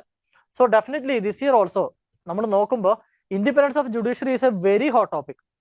Or they can either ask us the independence of judiciary, or they can ask us the provisions of the separation of powers, or they could ask directly the doctrine of basic structure, or they could ask about judicial activism. ഈ പറഞ്ഞ basic structure ഡോക്ടറിന്റെ ഒറിജിനോട് കൂടിയാണ് judicial activism എന്നുള്ളൊരു concept ഞാൻ ഇവിടെ start ചെയ്യുന്നത്. അതിൽ നിന്ന് ഇൻസ്പയർഡ് ആയിട്ടാണ് ജുഡീഷ്യറി, സുപ്രീം കോർട്ട് പിന്നീട് ഈ ആക്ടിവിസം സ്റ്റാർട്ട് ചെയ്യുന്നത്. So the question can be from that perspective also. Then very important topic, jail to bail, the concept of bail. ഈ ബെയിലിന്റെ നെസസിറ്റിനെ പറ്റി the court is reiterating. Case എന്ത് തന്നെ ആയിക്കോട്ടെ, be the PMLA case or be a general case, whatever be the case, court is repeatedly asking the government to ensure, or the parliament to ensure, that bail will be available to people easily. Okay, so ഈ ഒരു topic വളരെ important ആണ്. But the advantage of this particular topic is that ഇതൊരു വളരെ static ആയിട്ടുള്ള ടോപ്പിക്കാണ്, and it is very easy for you to analyse also. നമുക്കൊരു extra interpretations of philosophical ബാക്ക്ഗ്രൗണ്ടോ കൊടുക്കേണ്ട ആവശ്യമില്ല. You need to give some data, you need to give some opinions, you need to give some positives and negatives, ബസ് that's all. So ഇത് നമുക്ക് എന്ത് ചെയ്യും, നമ്മുടെ വാല്യൂ ആഡഡ് നോട്ട്സിൽ നിങ്ങൾക്ക് ഓൾറെഡി ഈ പറഞ്ഞ ബെയിൽ പ്രൊവിഷൻസ് കിട്ടുന്നുണ്ടെന്ന് പറഞ്ഞു. അതുകൊണ്ടാണ് ഞാനിത് ഡീറ്റെയിൽ ആയിട്ട് എക്സ്പ്ലെയിൻ ചെയ്തത്. So the next thing, one of the important data, ജുഡീഷ്യറിയുടെ കേസിൽ നമുക്ക് നെസസറിലി എല്ലാ വർഷവും ആൻസറിൽ കൊടുക്കേണ്ടി വരുന്ന ഒരു ഡേറ്റയാണ് ഈ കാണുന്നത്.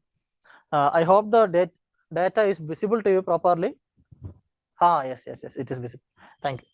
ഓക്കെ, സോ ഇവിടെ നമ്മൾ മനസ്സിലാക്കേണ്ട കാര്യം vacancies, pendencies and the composition. ഈ കോമ്പോസിഷനിൽ ആക്ച്വലി കാസ്റ്റ്, റിലീജൻ, അങ്ങനെയുള്ള കുറെ പാരാമീറ്റേഴ്സ് കൂടെയൊക്കെ വേണമെങ്കിൽ നമുക്ക് നോക്കാം. ബട്ട് ജുഡീഷ്യറി ഒരു പരിധി കൂടുതൽ ക്രിട്ടിസൈസ് ചെയ്യേണ്ടുന്ന ഒരു നെസസിറ്റി UPSCയുടെ ആൻസർ റൈറ്റിംഗിന് ഇതുവരെ നമ്മൾ ഒബ്സർവ് ചെയ്തിട്ടില്ല. Definitely there will be some situations in which you are supposed to give a positive criticism or a constructive criticism on the functioning of the judiciary in India. But even in that case, നമ്മളൊരു എന്താ പറയാ, വളരെ strict ആയിട്ടുള്ള അല്ലെങ്കിൽ rigid ആയിട്ടുള്ള ഒരു criticism ജുഡീഷ്യറിക്ക് നേരെ കൊടുക്കണ്ട. കാരണം it is the better organisation among the other organs. So in that case, and also they are functioning in a much better way. Even നമ്മൾ ഇത്രയും പെൻഡൻസീസ്, 4.5 crore കേസസ് പെൻഡൻസീസ് എന്ന് പറയുമ്പോഴും you need to understand how many cases they are disposing. അവർ എത്രത്തോളം case dispose ചെയ്തിട്ടാണ് ഇപ്പോഴും ഈ ഒരു പെൻഡൻസി വരുന്നതെന്ന് ഓർക്കുക. So and they are rectifying on many of the things. Even with respect to the composition of women, it is improving. ഇതിപ്പോ ഞാൻ റീസെന്റ് നമ്മുടെ ഏറ്റവും ലേറ്റസ്റ്റ് ആയിട്ടുള്ള, നിങ്ങൾക്ക് ഒരു കാര്യം ചെയ്ത് ഇപ്പൊ നിങ്ങൾക്ക് definitely you can note this data down, but okay വേണമെങ്കിൽ ഒരു സ്ക്രീൻഷോട്ട് എടുത്തോ if you want to take a screenshot of this data. Okay fine. അപ്പൊ നിങ്ങളൊരു ഡേറ്റ ഒക്കെ എഴുതി വെച്ചോ, but before the exam what you can do, നിങ്ങൾക്ക് ഇതൊന്ന് ക്രോസ് വെരിഫൈ ചെയ്യാം. Every data which you write now, ആ ഡേറ്റയൊക്കെ നിങ്ങൾക്ക് എന്ത് ചെയ്യാൻ പറ്റും, ഒന്ന് ക്രോസ് വെരിഫൈ ചെയ്യാം. എക്സാമിന് മുമ്പത്തെ എന്തായാലും definitely 1 week before you will be revising it. ആ റിവൈസ് ചെയ്യുന്ന സമയത്ത് ഇതൊന്ന് ക്രോസ് വെരിഫൈ ചെയ്ത് ഇതൊക്കെ ഇങ്ങനെ തന്നെ ആണോ എന്നുള്ളതൊന്ന് ചെക്ക് ചെയ്ത് തരാം. പെൻഡിങ് കേസസിന്റെ നമ്പർ ഇതൊക്കെ ചേഞ്ച് ചെയ്യുമല്ലോ. അതുപോലെ വേക്കൻസീസും it might change in the 2 months. നമുക്ക് 2 മാസം സമയമുണ്ട്, ചേഞ്ചിനുള്ള പോസിബിലിറ്റി ഉണ്ട്. സോ ഡെഫിനറ്റ്ലി നമുക്ക് എന്താണ് ഈ ഒരു അനാലിസിസ് വേണം. ഓക്കെ, ആൻഡ് സുപ്രീം കോർട്ടിലെ വേക്കൻസി ഒക്കെ എനിക്ക് വേണമെങ്കിൽ it will be filled very much before the mains examination itself. So ഒരു ഐഡിയ ഉണ്ടായിരിക്കുക. ഇതൊക്കെ നമ്മുടെ ആൻസറിൽ കൊടുത്തു കഴിഞ്ഞാൽ it will be giving you very much big value. Because consistent ആയിട്ട് ഇപ്പോൾ ഒരു 2-3 years ആയിട്ട് നമുക്കുള്ള ഡിസ്കഷൻസിൽ വരുന്ന ടോപ്പിക്കാണ് NJAC, national judicial appointments committee, also all India judicial services. ഇതൊക്കെ ഡിസ്കഷനിലുണ്ട്. Whether it is necessary, whether it is desirable, what are the advantages, what are the disadvantages. അപ്പൊ ഇതൊക്കെ പറയുമ്പോഴും mostly we can say the judicial independence should be maintain, അതിലൊരു സംശയമില്ല. NJAC ജഡ്ജ്മെന്റിലും supreme കോടതി തന്നെയാണ് പറഞ്ഞത്. But here why some people are arguing that the system of judicial administration should be changed? ആ ആർഗ്യുമെന്റിന്റെ റീസൺ ആണ് എന്തെന്ന് പറയുന്നത് ഈ കിടക്കുന്നത്. Because there are some vacancies, because there are pending cases, because the composition of women and other gender is very low. Even with respect to women നമ്മൾ പറയുന്നുണ്ട്, but third gender we are leaving out. Third genderന്റെ കേസിൽ, if my knowledge is right, currently in India, among all the judges, you can correct me if I am wrong, but if my data is right, among all the judges in India of district courts, high courts and Supreme Court, we have only one declared transgender. We have only one declared transgender judge in India. ഓർത്ത് നോക്കാം എത്ര judges ഇന്ത്യയിൽ ഉണ്ടെന്നുള്ളത്. Among these thousands of people, only one person has declared myself as a transgender person. So very much significant. ഇത്രയും പേർ 140 crore ആൾക്കാരുള്ള രാജ്യത്ത്, ഇത്രയും transgender communities ഉള്ള, ഇത്രയും ട്രാൻസ്ജെൻഡർ പോപ്പുലേഷൻ ഉള്ള ഒരു രാജ്യത്ത്, we are saying that to ensure justice or to be a representative of the community as part of the judicial system, we have only one person. Shame. Okay, വിമന്റെ കേസിൽ പിന്നെ പറയണ്ട, it is also a shame for us, but we need to improve on it. So with respect to judiciary, I will be giving you some pointers on the latest judgments. നമുക്ക് very recent ആയിട്ട് നമുക്ക് ഈ judicial independence അല്ലെങ്കിൽ separation of പവേഴ്സിൽ കൊടുക്കാൻ പറ്റുന്ന recent examples ആണ് പറയുന്നത്. First thing with respect to Ashok Kumar Thakur versus Union of India 2007. ഈ സെപ്പറേഷൻ ഓഫ് പവേഴ്സ് ആണെങ്കിലും ജുഡീഷ്യൽ ഇൻഡിപെൻഡൻസ് ആണെങ്കിലും, I know definitely you have some points with you. Like Kesavananda Bharati നിങ്ങൾ കൊടുക്കും, ഇലക്ഷൻ കേസ് കൊടുക്കും, അതുപോലെ തന്നെ മിനർവ മിൽസ് കൊടുക്കും, IR കൊയിലോ കൊടുക്കും, അങ്ങനെ പല കേസുകൾ കൊടുക്കുന്ന അറിയാം. ബട്ട് ഈ കേസുകളുടെ ഒപ്പം, along with these cases, you can also give some recent latest examples. One thing is with respect to Ashok Kumar Thakur versus Union of India, in which the court criticized the government on expanding the OBC reservation above 27%. The next thing is Rakesh Vaishnav. I think you have written it. Okay. Next thing is Rakesh Vaishnav versus Union of India 2021. See, this was the case in which the 3 farm laws which were passed by the parliament was stayed by the government. Stayed by the Supreme Court. So a legislative process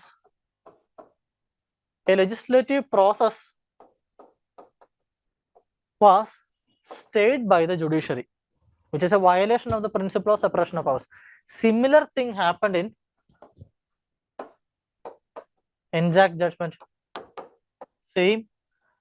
In case of NJAC judgment, the gravity of the issue is very much higher, because what the court struck down was a constitutional amendment act. Okay, so that is Rakesh Vaishnav versus Union of India. Okay, so next is Jaya Thakur versus Union of India. But here, this is an example which we can quote for supporting the principles of separation of powers.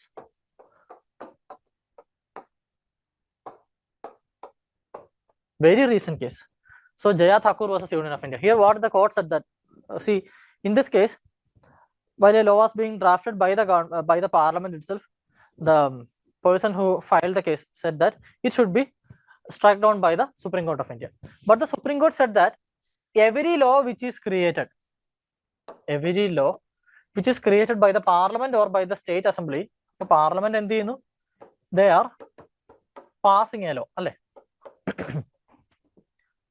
So when every law is passed, it is assumed to be constitutional. We assume that this particular law is constitutional. And when will the courts intervene? When there is an issue. When an issue occurs, be it in the practical sense or be it in the literature sense of the law, ആ ലോയുടെ ഉള്ളിൽ എഴുതി വെച്ചിരിക്കുന്നതിൽ പ്രശ്നം ഉണ്ടെങ്കിലും the court can intervene. But unless an issue is identified, the law is assumed to be part of the constitutional provisions, which means it is obeying the constitutional provisions. So this principle is called the doctrine of presumption of constitutionality. അതായത് ഇവിടെ നമ്മൾ എന്ത് ചെയ്യണം, നമ്മൾ assume ചെയ്യുവാണ് this particular law is constitutional. ഇപ്പൊ court ഇവിടെ എന്ത് ചെയ്തു, കോർട്ട് പറഞ്ഞു ഞങ്ങൾ തൽക്കാലം സ്ട്രൈക്ക് ഡൗൺ ചെയ്യുന്നില്ല, let the parliament pass the bill, bill പാസ്സായി ആക്ടായി വരട്ടെ, then we will look into the matters. Okay, അല്ലാതെ നമ്മൾ ഇനീഷ്യലി തന്നെ ചാടി കയറിയിട്ട് we are saying that the parliament is going to pass an unconstitutional law എന്നൊക്കെ പറയുന്നത് it is against the principles and spirit of the constitution of India itself. Supreme കോടതി is not above the parliament, parliament is not above the supreme court. All of these authorities are equal entities under the concept of constitutional supremacy. Then one another case, Narasimha Rao versus state. ഇത് നമ്മൾ just മുമ്പ് JMM bribery case. ഇവിടെ എന്താണ് supreme court ചെയ്തത്? The Supreme Court interpreted the concept of parliamentary privileges. നമ്മൾ already പറഞ്ഞു. So you can note it down. Okay. Please note this time. 50 years of Kesavananda Bharati judgment. So see, this could be a question, or even you could present this as a point in your answer. നിങ്ങൾക്ക് വേണമെങ്കിൽ പറയാം, as we are celebrating the 50 years, as we have completed 50 successful years of the doctrine of basic structure, it is significant to mention that the provisions of judicial independence അല്ലെങ്കിൽ the provisions of fundamental rights are ensured in India എന്ന് പറഞ്ഞ് നമുക്ക് എന്ത് ചെയ്യാൻ പറ്റും, നമ്മുടെ ഈ ഒരു പോയിന്റിനെ നമുക്കൊരു ആൻസറിലേക്ക് നമുക്ക് കൊണ്ടുവരാൻ പറ്റും. Then the role of Supreme Court with respect to anti-defection law, അതൊരു പൊട്ടൻഷ്യൽ ക്വസ്റ്റ്യൻ ആണ്. കാരണം ലാസ്റ്റ് ഇയർ മഹാരാഷ്ട്രയിൽ നടന്നിരിക്കുന്ന ഡിഫെക്ഷൻസിന്റെ ഒക്കെ കേസിൽ the supreme court had intervened, ഒരു അൾട്ടിമേറ്റ് ഒക്കെ കൊടുത്തിരുന്നു. അപ്പോൾ how the supreme court had help to ensure the provisions of the constitution with respect to anti defection law. Similar is the case with federalism. അതുപോലെ തന്നെ there is a need for understanding the basic tenets of the new criminal laws. See, എല്ലാ കൊല്ലവും UPC might ask a question from the laws. ഏതെങ്കിലും ഒരു law എടുത്തു വെച്ച് ചോദിക്കാനുള്ള possibility ഉണ്ട്. യൂഷ്വലി നമ്മുടെ സ്ഥിരം ഐറ്റംസ് ആണ്. ഒന്ന്, പോക്സോ ആക്ടിനെ കമ്പയർ ചെയ്യാം വിത്ത് ജുവനൽ ജസ്റ്റിസ് ആക്ട്, അല്ലെങ്കിൽ ഡിസാസ്റ്റർ മാനേജ്മെന്റ് ആക്ടിനെ കമ്പയർ ചെയ്യാം വിത്ത് എപ്പിഡമിക്സ് ആക്ട്. അപ്പോൾ അങ്ങനെയുള്ളൊരു കമ്പാരിറ്റീവ് ക്വസ്റ്റ്യൻ നമുക്ക് യൂഷ്വലി വരാറുണ്ട്. And here the new criminal laws could be compared with the previous IPC, CRPC and evidence act. അപ്പോൾ ഇതും നിങ്ങൾക്ക് എന്താ നിങ്ങളുടെ വാല്യൂ ആഡഡ് നോട്ട്സ് ആയിട്ട് കിട്ടും. So don't worry about it. And very recently, the Chief Justice of India had said that judiciary is not a temple of justice. Is not a temple of justice. Very important. Judiciary ഒരു temple of justice അല്ല എന്നുള്ളൊരു interpretation ആണ് ആര് പറഞ്ഞിരിക്കുന്നത്? CJ പറഞ്ഞിരിക്കുന്നത്. See why he said that? Because what he said is very good. നല്ലൊരു interpretation ആണ്. I will change the color. So if people consider judiciary as a temple, then what will happen? The judges will be considered as gods, which is not good. Because according to the opinion given by CJI, which is very reasonable, the judges are not gods. Instead, they are the servants of the constitution. They are the servants of the constitution. Their duty is to deliver the ideas or deliver the rights and justice which are guaranteed by the Constitution of India. So, if you consider the judiciary as a temple of justice, people will consider judges, or people will worship judges as the gods who ensure justice to them. And such a concept is not good for the nation. Instead, we judges are just the servants of the Constitution. That was the opinion given by the CJI. So this could be given in your answer. Very important thing. Or even they could frame a question. Judiciary is the temple of justice. Comment or discuss. Likewise, there could be a question. So, ഇവിടെ നമുക്ക് എന്ത് connect ചെയ്യാം? ഒന്ന് ആലോചിച്ച് നോക്കിയേ. If judiciary is a temple of justice, if, say for example, if judiciary is a temple of justice, what will happen? Judges ആരായി മാറും? Judges gods ആകും. Judges will be God. Judicial supremacy അല്ലേ? Supremacy വരും. Balance of power affected ആകും.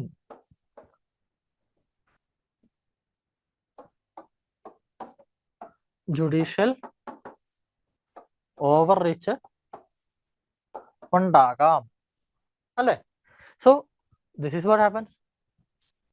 Okay, and the principles of constitutional morality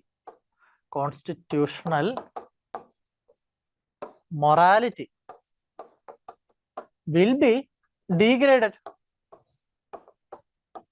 ഒരു ജഡ്ജിനെ അല്ലെങ്കിൽ ഒരു public അതോറിറ്റിനെ, ഒരു സ്റ്റേറ്റ് കോൺസ്റ്റിറ്റ്യൂഷൻ ഗ്യാരണ്ടി ചെയ്യുന്ന ഒരു അതോറിറ്റിനെ if people are considering as a god, it means the constitutional morality is degraded, because the constitution ഒരു secular document ആണ്, and considering a constitutional authority as a god is against the morality of the Constitution of India. So നിങ്ങളോടുള്ള question, in case if you are supposed to say how judiciary becomes a temple of justice, without any doubt you can start with the opinion of the CJ itself. Recently the Chief Justice of India had said that, or had opined that judiciary is not the temple of justice. നമുക്ക് അങ്ങനെ തന്നെ present ചെയ്ത് start ചെയ്യാം, and you can point out these things. Okay, അപ്പൊ നമ്മൾ പറയും ഇതൊക്കെയാണ് issues എന്ന് പറയും. എന്നിട്ട് നമ്മൾ എന്ത് പറയും? Instead, what the judiciary should be. Judiciary is the guardian of the Constitution. Judiciary is the caretaker of the Constitution, guardian or caretaker. Judiciary is the interpreter of the Constitution. Judiciary is the guarantor of fundamental rights, things which we already know. ഇതൊക്കെ അങ്ങ് പറഞ്ഞിട്ട് എന്ത് ചെയ്താൽ മതി? Conclude ചെയ്താൽ മതി. Here the constitutional supremacy should be valued above every other matters. Thus, constitutional morality could be ensured to make sure that the future democratic existence of the nation is sustainable. ഇങ്ങനെ നമുക്ക് എന്ത് ചെയ്യാം? Sentence frame ചെയ്യാം. Okay, so that's it with respect to judiciary. Next is with respect to local self-governing institution. പെട്ടെന്ന് വിടാം. After completing local self-governing institution, we will stop for the day. So to start with local self-governing institution, but we will be focusing not on the content part, but more on the analysis and the data part. So to start with issues faced by the local self-governing institutions or the Panchayat Raj institution. See, what are be the institution which is asked? ഇപ്പോൾ ഒരു ഓർഗനൈസേഷനെ പറ്റി നിങ്ങളോട് question ചോദിച്ചു എന്ന് വിചാരിക്കുക.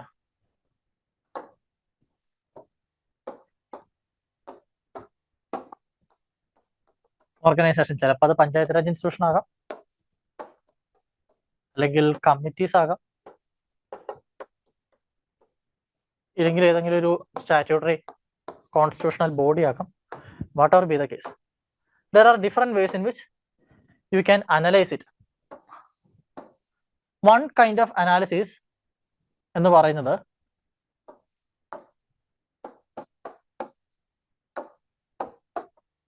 structural and functional analysis. See, structural part la nammal endu analyze cheyum? The things which are already written in the law. Say for example, if you are supposed to analyze the Panchayat Raj institution, if you are analyzing the structural part of the Panchayat Raj institution, we should analyze the constitutional provisions and also any things which are written in the law. Okay, ഇതാണ് നമ്മൾ structural പാർട്ടിൽ address ചെയ്യുന്നത്, the things which are static. Whereas when it comes to the functional part, ഇവിടെ നമ്മൾ എന്ത് ചെയ്യും? Based on the things which are written in the constitution and the laws, how they are performing. ഇതാണ് structural and functional എന്ന് പറയുന്നത്. So this is one way in which we can divide the content. നമ്മൾക്ക് കണ്ടന്റിനെ divide ചെയ്യാനുള്ള ഒരു opportunity ഇതാണ്. ഇനി നമുക്കൊരു മറ്റു മെത്തഡോളജി നോക്കാം, on different perspective in which you can give the answer. And let's say that will be the second one. Here we will be dividing it into fund. See, fund with start cheyanda. Let's start with the function.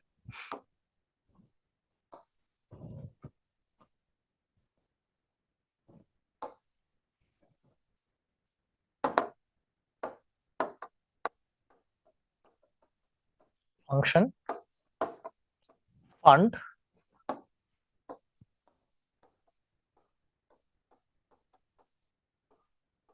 functionaries. മനസ്സിലായോ? ഇവിടെ നമ്മൾ എന്ത് ചെയ്യും?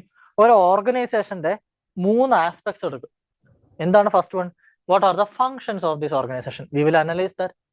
Okay, then how they are managing there fund, whether the fund is available, whether they are properly managing it. Then next is regarding functionaries. അതായത് officers ഒക്കെ ഇല്ലേ, നമ്മൾ അവരെ അനലൈസ് ചെയ്യും. Whether they are capable, whether they are well trained, whether they are given adequate compensation or adequate salaries. Okay, അതൊക്കെയാണ് fund function. Functionaries എന്ന് പറയുന്നത്. ഇനി നമുക്ക് വേണമെങ്കിൽ ഒരു ടെമ്പോറൽ അപ്രോച്ച് എടുക്കാം, പാസ്റ്റ് പ്രസന്റ് ഫ്യൂച്ചർ ആ ഒരു അപ്രോച്ചിലോട്ട് പോകാം. ദാറ്റ് ഈസ് വൺ തിങ് ഓർഗനൈസേഷന്റെ കേസിൽ. Then other one is regarding their mode of creation, constitutional, statutory, executive, അങ്ങനെ ക്രിയേറ്റ് ചെയ്യും. But these are the most common ways in which you can structure your answer. So to start with local self-governing institution, issues faced by Panchayat Raj institution, start with the functions.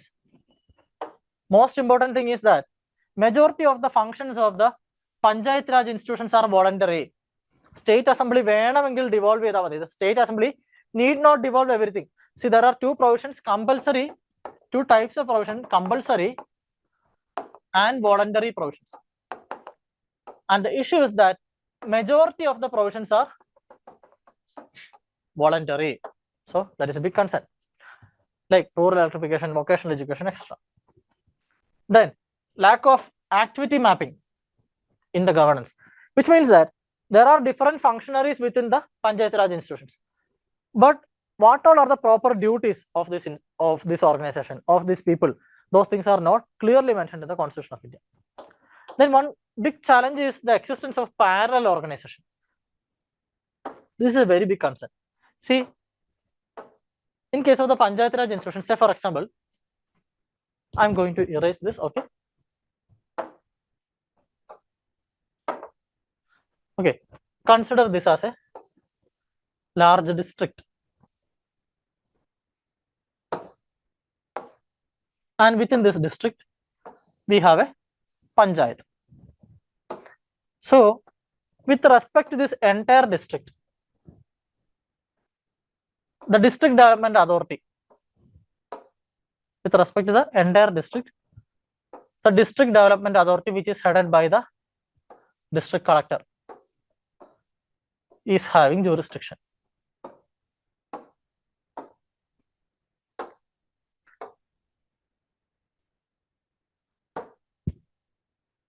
Now, among this district, within this district itself,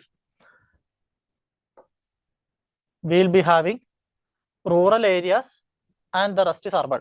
So in the rural areas, we have the Jilla Panchayat. So Jilla Panchayat is overlapping again. So the district development authority, the Jilla Panchayat, all these things are overlapping. Then currently we have the central government is overseeing the development plans like smart cities or the implementation of the Swachh Bharat mission. So again and again, what is happening? Parallel organizations are coming to the administrative domain of the Panchayat. So what will happen? Their functions is diminished because compared to others, they are at a lower point. That is one thing. Okay. The next thing is with respect to fund. Please take a screenshot of it. Very important data. See, considering the total revenue of the Panchayat Raj institutions in India, if you draw it as a pie chart, among the total revenue, 95% of the funds which are available to Panchayat Raj institutions are given by the center and the state. And within this 95%, 80% is given by the center, 15% is given by the state. See, instead of writing this, you can either draw it, no issues. And only 5% of the total revenue which are available with them is own revenue. Which means that over this 5% amount, they have complete authority. But with respect to 95% of the amount which are available to them, they are accountable to the center and states. They need to request to the center and states, and sometimes they can utilize these funds only. They can utilize these funds only for the things which are being mentioned by the center and state, and we call it as tied fund. You might have heard it already, tied fund. Okay. And around the total devolutions, almost 60% of the funds are what? Tied fund. Almost 60%. Among the 100% of the money which is available, almost 60% എന്താണ് tied ആണ്. Then, so we have discussed about own revenue, tied funds, over reliance on devolution, we have said it. Then with respect to tax revenue, for the Panchayat Raj institution, among their total revenue only 1% is a tax revenue. ഭയങ്കര issue ആണത്, നമ്മൾ വിചാരിക്കുന്ന പോലെയല്ല. ഇപ്പോൾ after the presentation of union budget you will understand how much of the revenue is generated through tax. അപ്പോൾ നമുക്കറിയാം GST is around 17-18%, corporation tax around 17-18%, income tax ആ range വരും. So if you consider the central government, for every 1 rupee which they receive, central government കിട്ടുന്ന ഓരോ 1 rupeeയിലും more than 50, I think it is around 60-70% alone എന്താണ്, tax revenue ആണ് central ഗവൺമെന്റിന്. Similar is the case with state government. അത്രയില്ലെങ്കിലും still a significant amount. But see only 1% of the total revenue of the panchayat raj institutions are what, tax. അതൊരു ഭയങ്കര issue ആണ്. കാരണം എന്താ, tax എന്താണ്, റവന്യൂ ആണ്, നമ്മുടെ ക്യാപിറ്റൽ റെസിപ്റ്റ് അല്ല. അപ്പൊ ടാക്സ് റവന്യൂ ആകുമ്പോൾ അത് ആർക്കും തിരിച്ചു കൊടുക്കണ്ട.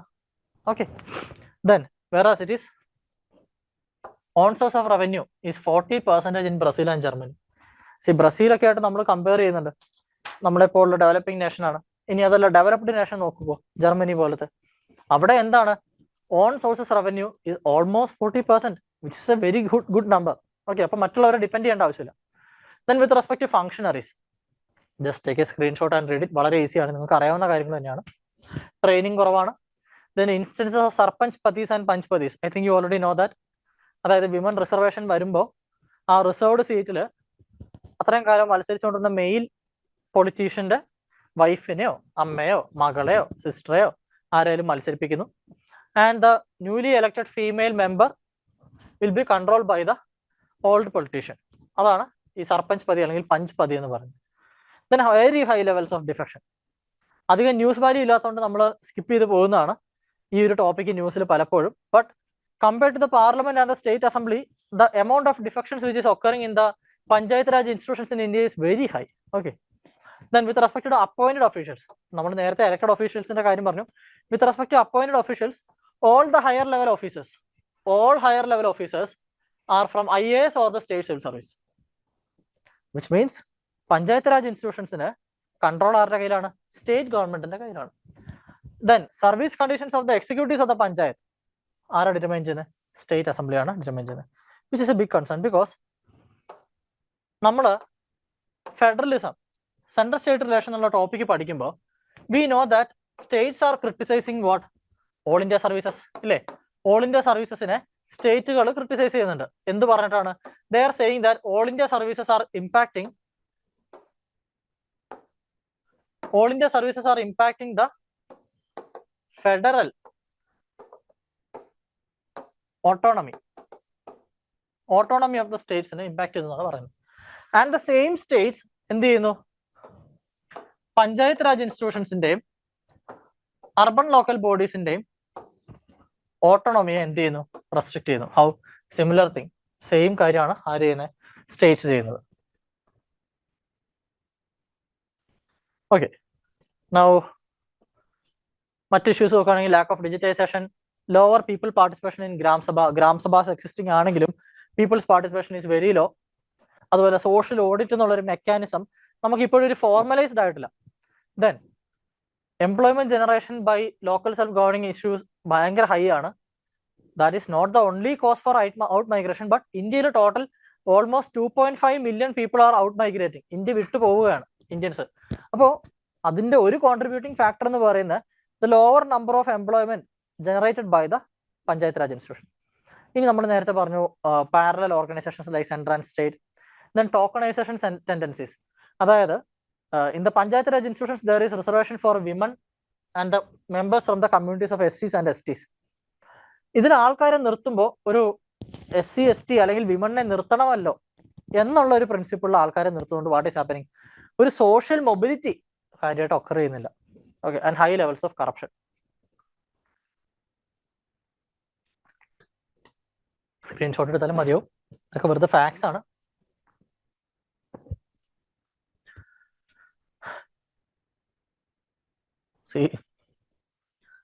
പഞ്ച്പതി സർപഞ്ച്പതി ഒക്കെ പിന്നെയും പോട്ടെ എന്ന് വെക്കാം. Here what happen, even instead of the elected women representative their husbands took the oath. അവരെ നിർത്തിയത് പോട്ടെ, അവരെ കൺട്രോൾ ചെയ്യുന്നത് പോട്ടെ, അത് നമുക്ക് നിയമവശാൽ ഒന്നും ചെയ്യാൻ പറ്റില്ല. But this thing, look at that, ജയിച്ച ഫീമെയിൽ മെമ്പേഴ്സിന് പകരം who took oath? Their husbands took oath. നമുക്ക് എന്താ പറയാ, India is not for the beginners എന്നൊക്കെ പറയില്ലേ, the same thing. Okay, then few success stories. Indira Gandhi, just note it down. ഇതൊന്നും explain ചെയ്യേണ്ട നെസസിറ്റീസ് ഒന്നും വരില്ല. Gram Sarathi of Vellamunda panchayat, pre school by gram panchayat of Marasur. ഇതൊക്കെ നിങ്ങൾക്ക് വേണമെങ്കിൽ വായിച്ചു വയ്ക്കാം. May be you can code these things in the essay. Okay, ജനങ്ങൾ തന്നെ ജനങ്ങൾക്ക് വേണ്ടി. ഇപ്പോൾ ഗ്രാം സാരഥി ഒക്കെ വളരെ നല്ലൊരു ഇനിഷ്യേറ്റീവ് ആണ്. അതായത് വെള്ളമുണ്ട പഞ്ചായത്ത് എന്ന് പറഞ്ഞ പഞ്ചായത്ത് ഒരു ട്രൈബൽ എൻക്ലേവ് ആണ്. അപ്പൊ ആ ട്രൈബൽ സെറ്റിൽമെന്റും നിയറസ്റ്റ് സ്കൂളും തമ്മിലുള്ള distance was very huge. And more than the distance, the issue was that accessibility, transportation facilities, public transportation available അല്ലായിരുന്നു. So the students were not able to attend school.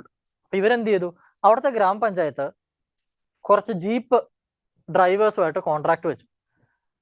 ആ കോൺട്രാക്ടിന്റെ ബേസിൽ സിമ്പിളായിട്ട്, വലിയ എന്താ പറയുക, ഭയങ്കര സംഭവമൊന്നുമല്ല, ബട്ട് ഈ ജീപ്പ് കോൺട്രാക്ട് വെച്ചതിന്റെ ബേസിൽ കുട്ടികൾക്ക് എന്ത് പറ്റി, കുട്ടികൾക്ക് സ്കൂളിൽ പോകാനുള്ള ഒരു ഓപ്പർച്യൂണിറ്റി കിട്ടി. നമ്മൾ നോക്കുമ്പോൾ ഇതൊരു ഭയങ്കര റെവല്യൂഷണറി ഇനീഷ്യേറ്റീവ് ആണോ? അല്ല. മറ്റു പല കാര്യങ്ങൾ വെച്ച് നോക്കുമ്പോൾ ഭയങ്കര റെവല്യൂഷണറി അല്ല. But the outcome which was created, ആ ഔട്ട്കം ക്രിയേറ്റ് ചെയ്യുന്നതിലൂടെ 30-40 students were able, 30-40 children who were guaranteed the right to education by your constitution. നമ്മുടെ കോൺസ്റ്റിറ്റ്യൂഷൻ ആർട്ടിക്കിൾ 21A ഗ്യാരണ്ടി ചെയ്ത റൈറ്റ് ടു എഡ്യൂക്കേഷൻ എൻഷുർ ചെയ്യാനായിട്ട് ഈ ഒരു small ഇനീഷ്യേറ്റീവിന് സാധിച്ചു. നമുക്കിതൊക്കെ നമ്മുടെ എസ്സേയിലോ അല്ലെങ്കിൽ എത്തിക്സിലോ, ഓക്കെ, വർക്ക് പ്ലേസ് എത്തിക്സ് അല്ലെങ്കിൽ എന്താ പറയുക, integrity, professional integrity, commitment to the society, ആ ടോപ്പിക്കിലൊക്കെ കൊടുക്കാം. This is the speciality of the subject GS2 polity and governance. Polity ആയിക്കോട്ടെ, ഗവേണൻസ് ആയിക്കോട്ടെ, its applications are not restricted to GS2 alone. അത് നമുക്ക് മറ്റ് പല പേപ്പേഴ്സിലും നമുക്ക് അപ്ലൈ ചെയ്യേണ്ടി വരും. Because we are supposed to be administrators in this future, and this is the subject which is making you understand the system of administration in India.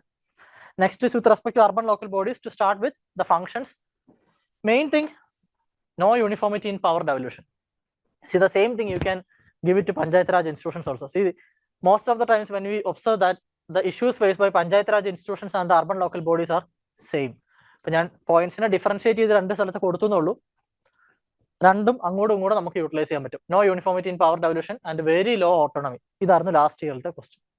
ഇതൊക്കെ നമ്മുടെ നോട്ട്സിൽ ഓൾറെഡി നമ്മൾ പഠിച്ചേക്കുന്ന കാര്യങ്ങളാണ്. ഇതാണ് UPSC എന്ത് ചെയ്യുന്നത്, ക്വസ്റ്റ്യൻ ആയിട്ട് വയ്ക്കും. Then planning of urban development.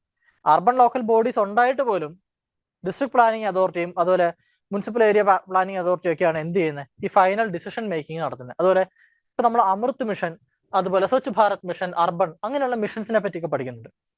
ഇതൊക്കെ എന്താണ്, നമ്മുടെ അർബൻ ലാൻഡ്സ്കേപ്സിനെ ബെറ്റർ ആക്കി ഒരു സസ്റ്റൈനബിൾ ഫ്യൂച്ചറിസ്റ്റിക് വാഷ് ഫെസിലിറ്റീസ് ഒക്കെ അവൈലബിൾ ആയിട്ടുള്ള അർബൻ ലിവിങ് സ്പേസസ് ആക്കാനുള്ള ഒരു പ്രൊജക്റ്റ് ആണ്. ബട്ട് ദ ഇഷ്യൂ എന്താണ്, ഈ കാര്യങ്ങളൊക്കെ നടത്താൻ we already had urban local bodies. ഈ അർബൻ ലോക്കൽ ബോഡീസ് ഉണ്ടായിട്ടും we are making new and new parallel organisations which is taking away their powers and their fund. അപ്പോൾ ഇതാണ് ഒരു മേജർ ഇഷ്യൂ എന്ന് പറയുന്നത്. Then similar thing, lack of activity mapping, parallel organisation, very low participation. In this case with respect to participation, നമ്മൾ good ഗവേണൻസിൽ ഒരു വലിയ component ആണല്ലോ പാർട്ടിസിപ്പേഷൻ. അപ്പോൾ with respect to participation you need to understand one thing, panchayat raj institutions are much better than urban local bodies.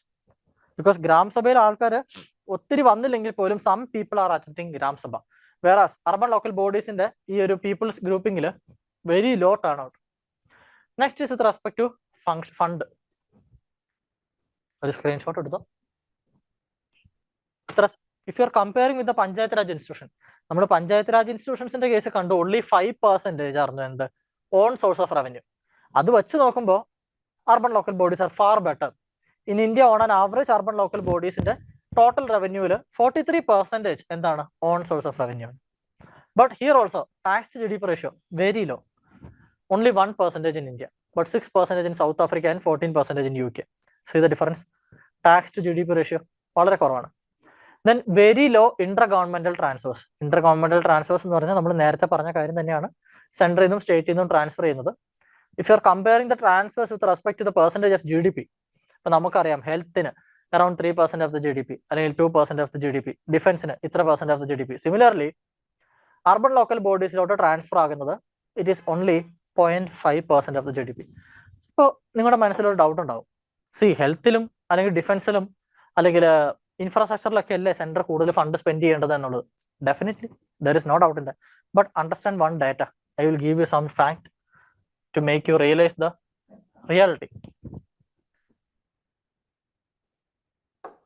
if you consider total GDP of India, if you consider total GDP of India,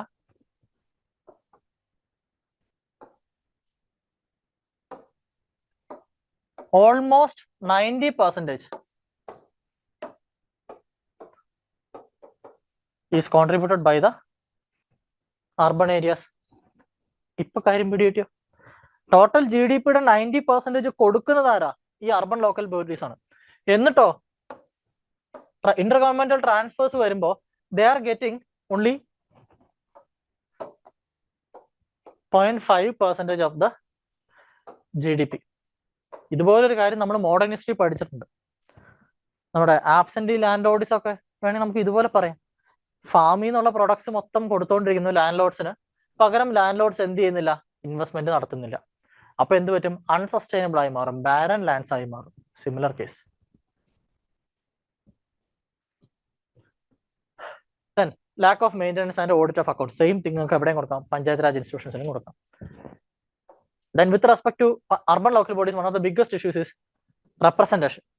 ഒരു member on an average, ഒരു municipal member on an average represents 400 people in India. National average ആണ്. പക്ഷേ if you are considering the urban local bodies like urban areas in ബാംഗ്ലൂരൊക്കെ 1 member is representing 10,000 people. ഭയങ്കര issue ആണത്.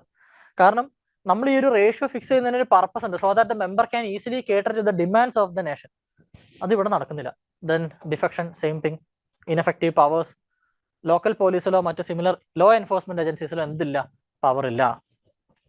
Okay, അതുകൊണ്ടാണല്ലോ പല urban local body ഒഫീഷ്യൽസും ഇപ്പോൾ നടു റോഡിലൊക്കെ വെച്ച് പല പ്രശ്നങ്ങളൊക്കെ ഉണ്ടാക്കാൻ ശ്രമിക്കുന്നതൊക്കെ ഇതുകൊണ്ടൊക്കെ തന്നെയാണ്. ഓക്കെ, ദെൻ അപ്പോയിന്റഡ് ഒഫീഷ്യൽസിന്റെ കേസിലാണെങ്കിൽ same without any doubt, no doubt. Then എന്താണ് മറ്റ് issues? Lack of digitisation, lower people's participation, inefficient solid waste management. One of the biggest issue urban local bodies face ചെയ്യുന്ന one of the biggest issue ആണ്. കാരണം urban local bodiesന്റെ speciality എന്താണ്? Very low geographical area with respect to rural areas. നമ്മളൊന്ന് compute ചെയ്ത് നോക്കുകയാണെങ്കിൽ urban areas comparatively വളരെ കുറവാണ്, but population significant, almost 35 to 40% population അവിടെ ഉണ്ട്. അതനുസരിച്ചുള്ള ഏരിയയില്ല. That is one thing. Then as we said about GDP, 90% of the GDP. അപ്പൊ ഇവിടെ ആക്ടിവിറ്റീസ് നടക്കുന്നുണ്ട്, എക്കണോമിക് ആക്ടിവിറ്റീസ്, പ്രൊഡക്ഷൻ നടക്കുന്നുണ്ട്, കൺസംഷൻ നടക്കുന്നുണ്ട്. അപ്പൊ പ്രൊഡക്ഷൻ നടന്നാൽ പൊല്യൂഷൻ വേസ്റ്റ് ഉണ്ടാവും, കൺസംഷൻ നടന്നു കഴിഞ്ഞാൽ സോളിഡ് വേസ്റ്റുകൾ ഉണ്ടാവും. അപ്പൊ ഈ പറഞ്ഞ കാര്യങ്ങളൊക്കെ ഇവിടെ ജനറേറ്റഡ് ആകുന്നുണ്ട്, ഈ പറയുന്ന അർബൻ ലോക്കൽ ബോഡീസിൽ ജനറേറ്റഡ് ആവുന്നുണ്ട്. Because and that's why solid waste management and pollution is one of the biggest issues faced by almost every urban local body in India. Okay, then slums, ghettoisation. നമ്മൾ GS1 സൊസൈറ്റിയിൽ പഠിക്കുന്നതാണ് ghettoisation. Then unaccounted population. Migration within the nation തന്നെ migration നടക്കുന്നുണ്ട്. ഇപ്പോൾ ട്രിവാൻഡ്രത്ത് എത്ര പേര് പുറത്തുനിന്ന് വന്ന് നിൽക്കുന്നവരുണ്ട്. ഓക്കെ, അവർക്ക് ഇവിടെ വോട്ടൊന്നും ഉണ്ടാവില്ല, വോട്ടൊക്കെ മറ്റു പല സ്ഥലങ്ങളിലൊക്കെ ആയിരിക്കും, ബട്ട് സ്റ്റിൽ അങ്ങനത്തെ അൺഅക്കൗണ്ടഡ് പോപ്പുലേഷൻ ഉണ്ട്. ദെൻ സെയിം തിങ്, റിസർവേഷൻ കാൻഡിഡേറ്റ്സിനെ വെക്കുമ്പോൾ tokenisation, high levels of corruption. People's plan campaign in Kerala, ഇതിലെന്താണ്? ഇത് നമുക്ക് പഞ്ചായത്ത് രാജിനും എക്സാമ്പിൾ ആയിട്ട് കൊടുക്കാം. ടൈഡ് ഫണ്ട്സിന്റെ എമൗണ്ട് കുറച്ചു, അതായത് അൺടൈഡ് ഫണ്ട്സ് കൂട്ടി. So the urban local bodies and the panchayat raj institutions are given more space to make new policies on their. Then Bhagidari system, solid waste management system of Indore, very good example. ഇൻഡോറിലെ solid waste management is very good example. അവരുടെ നമ്മുടെ ഡൽഹിയിലൊക്കെ ഉള്ള പോലത്തെ വലിയ pile of area ആയിരുന്നു ഈ solid waste കടന്നിരുന്നത്. അത് ഫുൾ അവർ ക്രിയേറ്റ് ചെയ്തു. Now they have a very good system which is connected with internet, ICT-യുടെ യൂസേജോട് കൂടിയാണ് ഇപ്പോൾ ഇവർ കാര്യങ്ങളൊക്കെ ചെയ്യുന്നത്. Very good. Then some measures to improve local self governing institutions. To start with, you have the second administrative reforms commission. അപ്പോൾ second administrative reforms കമ്മീഷന്റെ one of the biggest recommendation is to create a legislative council in every state which is supposed to be the house of local self-governing bodies. അതായത് current at the centre level, സെന്ററിൽ നമുക്ക് എന്തുണ്ട്? We have Rajya Sabha, who is the house of states. സ്റ്റേറ്റ്സിന്റെ ആവശ്യങ്ങൾക്ക് വേണ്ടിയിട്ട് അല്ലെങ്കിൽ സ്റ്റേറ്റ്സിന്റെ role union പാർലമെന്റിൽ എൻഷുർ ചെയ്യാൻ we have the Rajya Sabha. Similarly, we need state legislative council in every state to act as the house of dragons അല്ല, house of local self governing institutions. Panchayat raj ഇൻസ്റ്റിറ്റ്യൂഷൻസിന്റെയും അതുപോലെ തന്നെ അർബൻ ലോക്കൽ ബോഡീസിന്റെ റെപ്രസെന്റേറ്റീവ് ആയിട്ട് ആര് വേണം? സ്റ്റേറ്റ് ലെജിസ്ലേറ്റീവ് കൗൺസിൽസ് വേണം. So that federalism എവിടെ മാത്രമല്ല, സെൻട്രൽ സ്റ്റേറ്റിൽ മാത്രമല്ല, സ്റ്റേറ്റ് ലോക്കൽ സെൽഫ് ഗവർണിംഗ് ബോഡീസിലും ഫെഡറലിസം വരണം എന്നുള്ളൊരു പ്രപ്പോസൽ ആര് കൊടുത്തു? സെക്കൻഡ് അഡ്മിനിസ്ട്രേറ്റീവ് റിഫോംസ് കൊടുത്തു. ഓക്കെ, നമ്മൾ GS2 ആൻസറിലോ അല്ലെങ്കിൽ GS4 ആൻസറിലൊക്കെ നമ്മൾ ഘോരം പോയിന്റ് ഔട്ട് ചെയ്യുന്ന സെക്കൻഡ് അഡ്മിനിസ്ട്രേറ്റീവ് റിഫോം ഇങ്ങനെ ഒരു പ്രപ്പോസൽ കൊടുത്തിട്ടുണ്ട്, which is yet to be implemented. Then we need a collegium system for making a recommendation for appointments of the members of state election commission. Similar കാര്യം central election കമ്മീഷന്റെ കേസിലും പല കമ്മിറ്റീസും അതുപോലെ supreme കോർട്ടും പറഞ്ഞിരുന്നു. And recent a law was pass to that effect. അതേ റെക്കമെൻഡേഷൻ എവിടെയുണ്ട്? സ്റ്റേറ്റ് ഇലക്ഷൻ കമ്മീഷന്റെ കേസിലും സെക്കൻഡ് IRC തന്നിട്ടുണ്ട്. Then members of the LSG should be given skill development and capacity building courses. കേരളത്തിൽ നമുക്കുണ്ട്, കില എന്ന് പറഞ്ഞ നമ്മുടെ ഒരു ഇൻസ്റ്റിറ്റ്യൂട്ട് നടത്തുന്നുണ്ട്. Then usage of ICT and space technology. ഇപ്പോൾ MGNREGA നമ്മുടെ തൊഴിലുറപ്പ് പദ്ധതിയിൽ ഈ പറഞ്ഞ സ്പേസ് ടെക്നോളജി ICT ഒക്കെ യൂട്ടിലൈസ് ചെയ്യുന്നുണ്ട്. ബട്ട് സ്റ്റിൽ അങ്ങനത്തെ 1-2 കാര്യങ്ങളിൽ മാത്രമേ യൂട്ടിലൈസ് ചെയ്യുന്നുള്ളൂ, എല്ലാത്തിലും ഇത് നടക്കുന്നില്ല. Then with respect to the 14th finance commission recommendation, ഇവർ കൂടുതലും ഫോക്കസ് ചെയ്യുന്ന ഫിനാൻസ് ഡെവല്യൂഷൻ, ഫണ്ട് യൂട്ടിലൈസേഷൻ മുതലായ കാര്യങ്ങളാണ്. More grants for LSGs, simple. Then performance based incentive grants അത് കൊടുക്കണം എന്നാണ് പറഞ്ഞത്. ഇപ്പൊ നമ്മുടെ ഫിനാൻസ് കമ്മീഷൻ സ്റ്റേറ്റിന് ഡിവോൾവ് ചെയ്യുമ്പോൾ പെർഫോമൻസ് ബേസ്ഡ് ഇൻസെന്റീവ് ഗ്രാൻസ് കൊടുക്കുന്നുണ്ടല്ലോ. സിമിലർലി ആർക്കും ഇത് കൊടുക്കണം, ബെറ്റർ ആയിട്ട് പെർഫോം ചെയ്യുന്ന ലോക്കൽ ബോഡീസിനും കൊടുക്കണം. ദെൻ മേജർ ഡെവല്യൂഷൻ സ്റ്റേറ്റ് ലെവലിലായിരിക്കരുത് അല്ലെങ്കിൽ ഡിസ്ട്രിക്ട് ലെവലിലായിരിക്കരുത്, പകരം എവിടെ ആയിരിക്കണം? ഗ്രാമപഞ്ചായത്ത് ലെവൽസിലോട്ട് വേണം ഫണ്ട് ഡെവല്യൂഷൻ കൂടുതൽ പോകാനായിട്ട്. ദെൻ സ്റ്റേറ്റ് ഫിനാൻസ് കമ്മീഷൻ ഇപ്പോൾ ഓരോ സ്റ്റേറ്റിലും എമംഗ് ഡിഫറെന്റ് സ്റ്റേറ്റ്സ് നമ്മൾ നോക്കുകയാണെങ്കിൽ ഓരോ സ്റ്റേറ്റ് അസംബ്ലി പാസ്സാക്കുന്ന ലോ പ്രകാരമാണ് സ്റ്റേറ്റ് ഫിനാൻസ് കമ്മീഷൻ വരുന്നത്. അപ്പോൾ ഈ സ്റ്റേറ്റ് ഫിനാൻസ് കമ്മീഷന്റെ duty, powers, composition, tenure various from state to state. അപ്പോൾ അത് അവോയ്ഡ് ചെയ്യാനായിട്ട് വാട്ട് വി നീഡ്? ഒരു യൂണിഫോം ആയിട്ടുള്ള പ്രൊവിഷൻസ് വേണം. ദെൻ ടാക്സ് സ്ട്രക്ചേഴ്സ് റിഫോം ചെയ്യണം. ഏതൊക്കെ കാര്യങ്ങൾ ടാക്സ് ചെയ്യാം, ഏതൊക്കെ കാര്യങ്ങൾ എത്ര പെർസെൻറ്റേജ് വെച്ച് ടാക്സ് ചെയ്യാം, all these things should be reform. Then congestion tax, security agencies മുതലായ പുതിയ ടാക്സ് ഉണ്ട്. ഇതിനകത്ത് ഈ കൺജഷൻ ടാക്സ് നല്ല റെവല്യൂഷണറി ആയിട്ടുള്ള ഒരു ഐഡിയ ആണ്. ആൻഡ് നിങ്ങൾക്ക് റീസെന്റ് എക്സാമ്പിൾ വെച്ച് വേണമെങ്കിൽ കണക്ട് ചെയ്യാൻ പറ്റും. Recent for the past few days ഇവിടെ ട്രിവാൻഡ്രത്ത് ലുലു മാളിലൊക്കെ ഒരു 50% ഓഫർ സെയിൽ നടക്കുന്നുണ്ടായിരുന്നു. So if you have went there or if you have seen some videos with respect to that event, നിങ്ങൾ കണ്ടു കാണും there was a huge traffic block അല്ലേ. അപ്പോൾ ആ ട്രിവാൻഡ്രം ലുലുവിന്റെ ആണെങ്കിൽ നമ്മുടെ ആ സർവീസ് റോഡ്, NHന്റെ സൈഡിൽ കൂടെ ഉള്ള സർവീസ് റോഡ് ഫുൾ ബ്ലോക്ക്ഡ് ആയിരുന്നു. ആൻഡ് ഓൾസോ നമ്മുടെ ആ ഒരു പാലം, അവിടെ ഒരു ബ്രിഡ്ജ് വരുന്നുണ്ട്.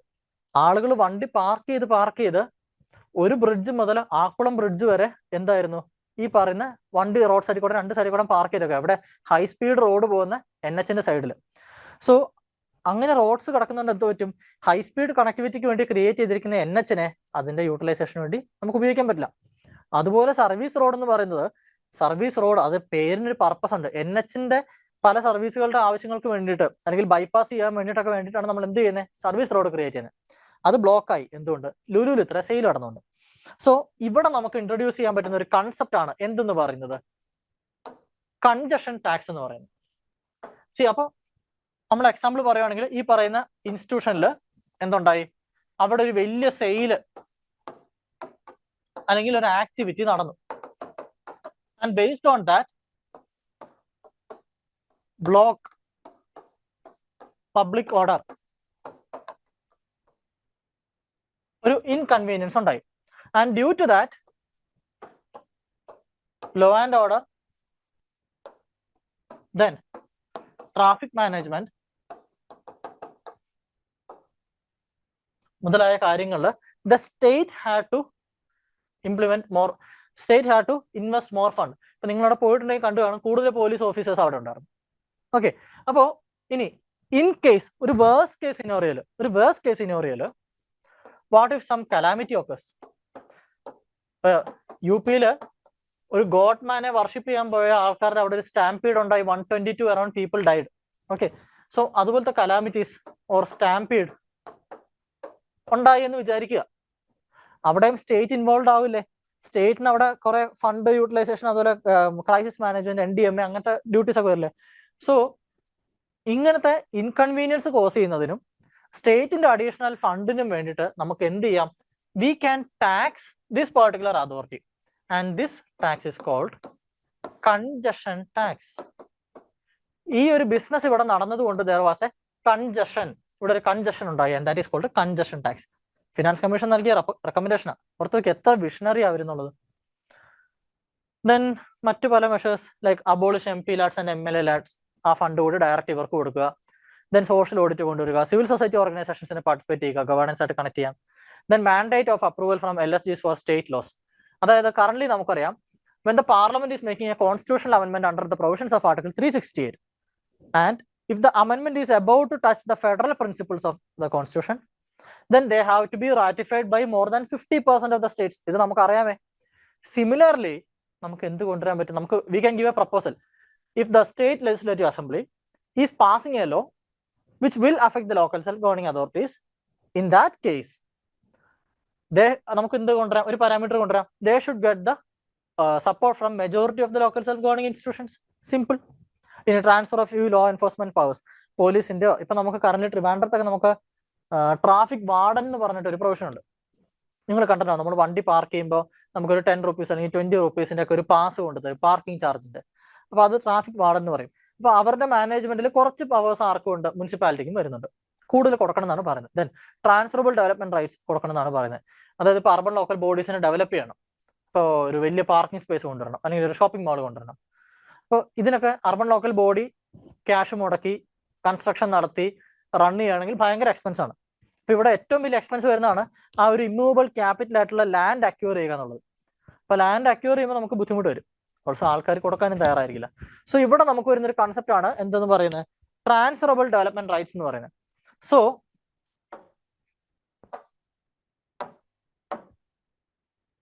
വൺ വേ ഫോർ ഡെവലപ്മെന്റ്, ഒരു റൂട്ട് എന്താണ്? Buy land and develop. പകരം ഈ ട്രാൻസ്ഫറബിൾ ഡെവലപ്മെന്റ് റൈറ്റ് നടക്കുന്നത് ലാൻഡിന്റെ TDR ആണ് ആർക്ക് കിട്ടുന്നത്? അർബൻ ലോക്കൽ ബോഡിക്ക് കിട്ടുന്നത്. അതായത് ഈ ലാൻഡിനെ ലീസ് ചെയ്യുന്നു, താൽക്കാലികമായിട്ട് കൊടുക്കുന്നു. ഒരു ടെന്യൂർ ഉണ്ട്, 30-40 years അല്ലെങ്കിൽ 20-30 years എന്നുള്ള ടെന്യൂറിൽ ഇപ്പം അൺയൂസ്ഡ് ആയിട്ട് കിടക്കുന്ന ലാൻഡുകൾ ഒത്തിരി ഉണ്ട്. അത് വിട്ടുകൊടുത്തിട്ട് പറയുന്നു ഓക്കെ, അപ്പൊ ഓണർക്ക് എന്ത് കിട്ടും? ഒരു നോമിനൽ ഫീ കിട്ടും. ചിലപ്പോൾ അത് ആനുവൽ ഫീ ആയിരിക്കും, അല്ലെങ്കിൽ ഒരു ലംസം എമൗണ്ട് ആയിരിക്കും. ഓൾസോ ഒരു ഗ്യാരണ്ടി ഉണ്ട്, ആഫ്റ്റർ 30 years ഞങ്ങൾ ഇത് തിരിച്ചു തരും. എങ്ങനെ? ഡെവലപ്പ് ചെയ്ത് തിരിച്ചു തരും. ഓക്കെ, സോ ഇവരുടെ കോസ്റ്റ് കുറഞ്ഞു, ഡെവലപ്മെന്റ് നടന്നു, development was ensured, cost was reduced, and ഓണറിനെ സംബന്ധിച്ചോ property was not lost, he got some money and he got the property back, and for the people development. Simple. അപ്പൊ ഇതാണ് transferable development rights എന്ന് പറയുന്നത്.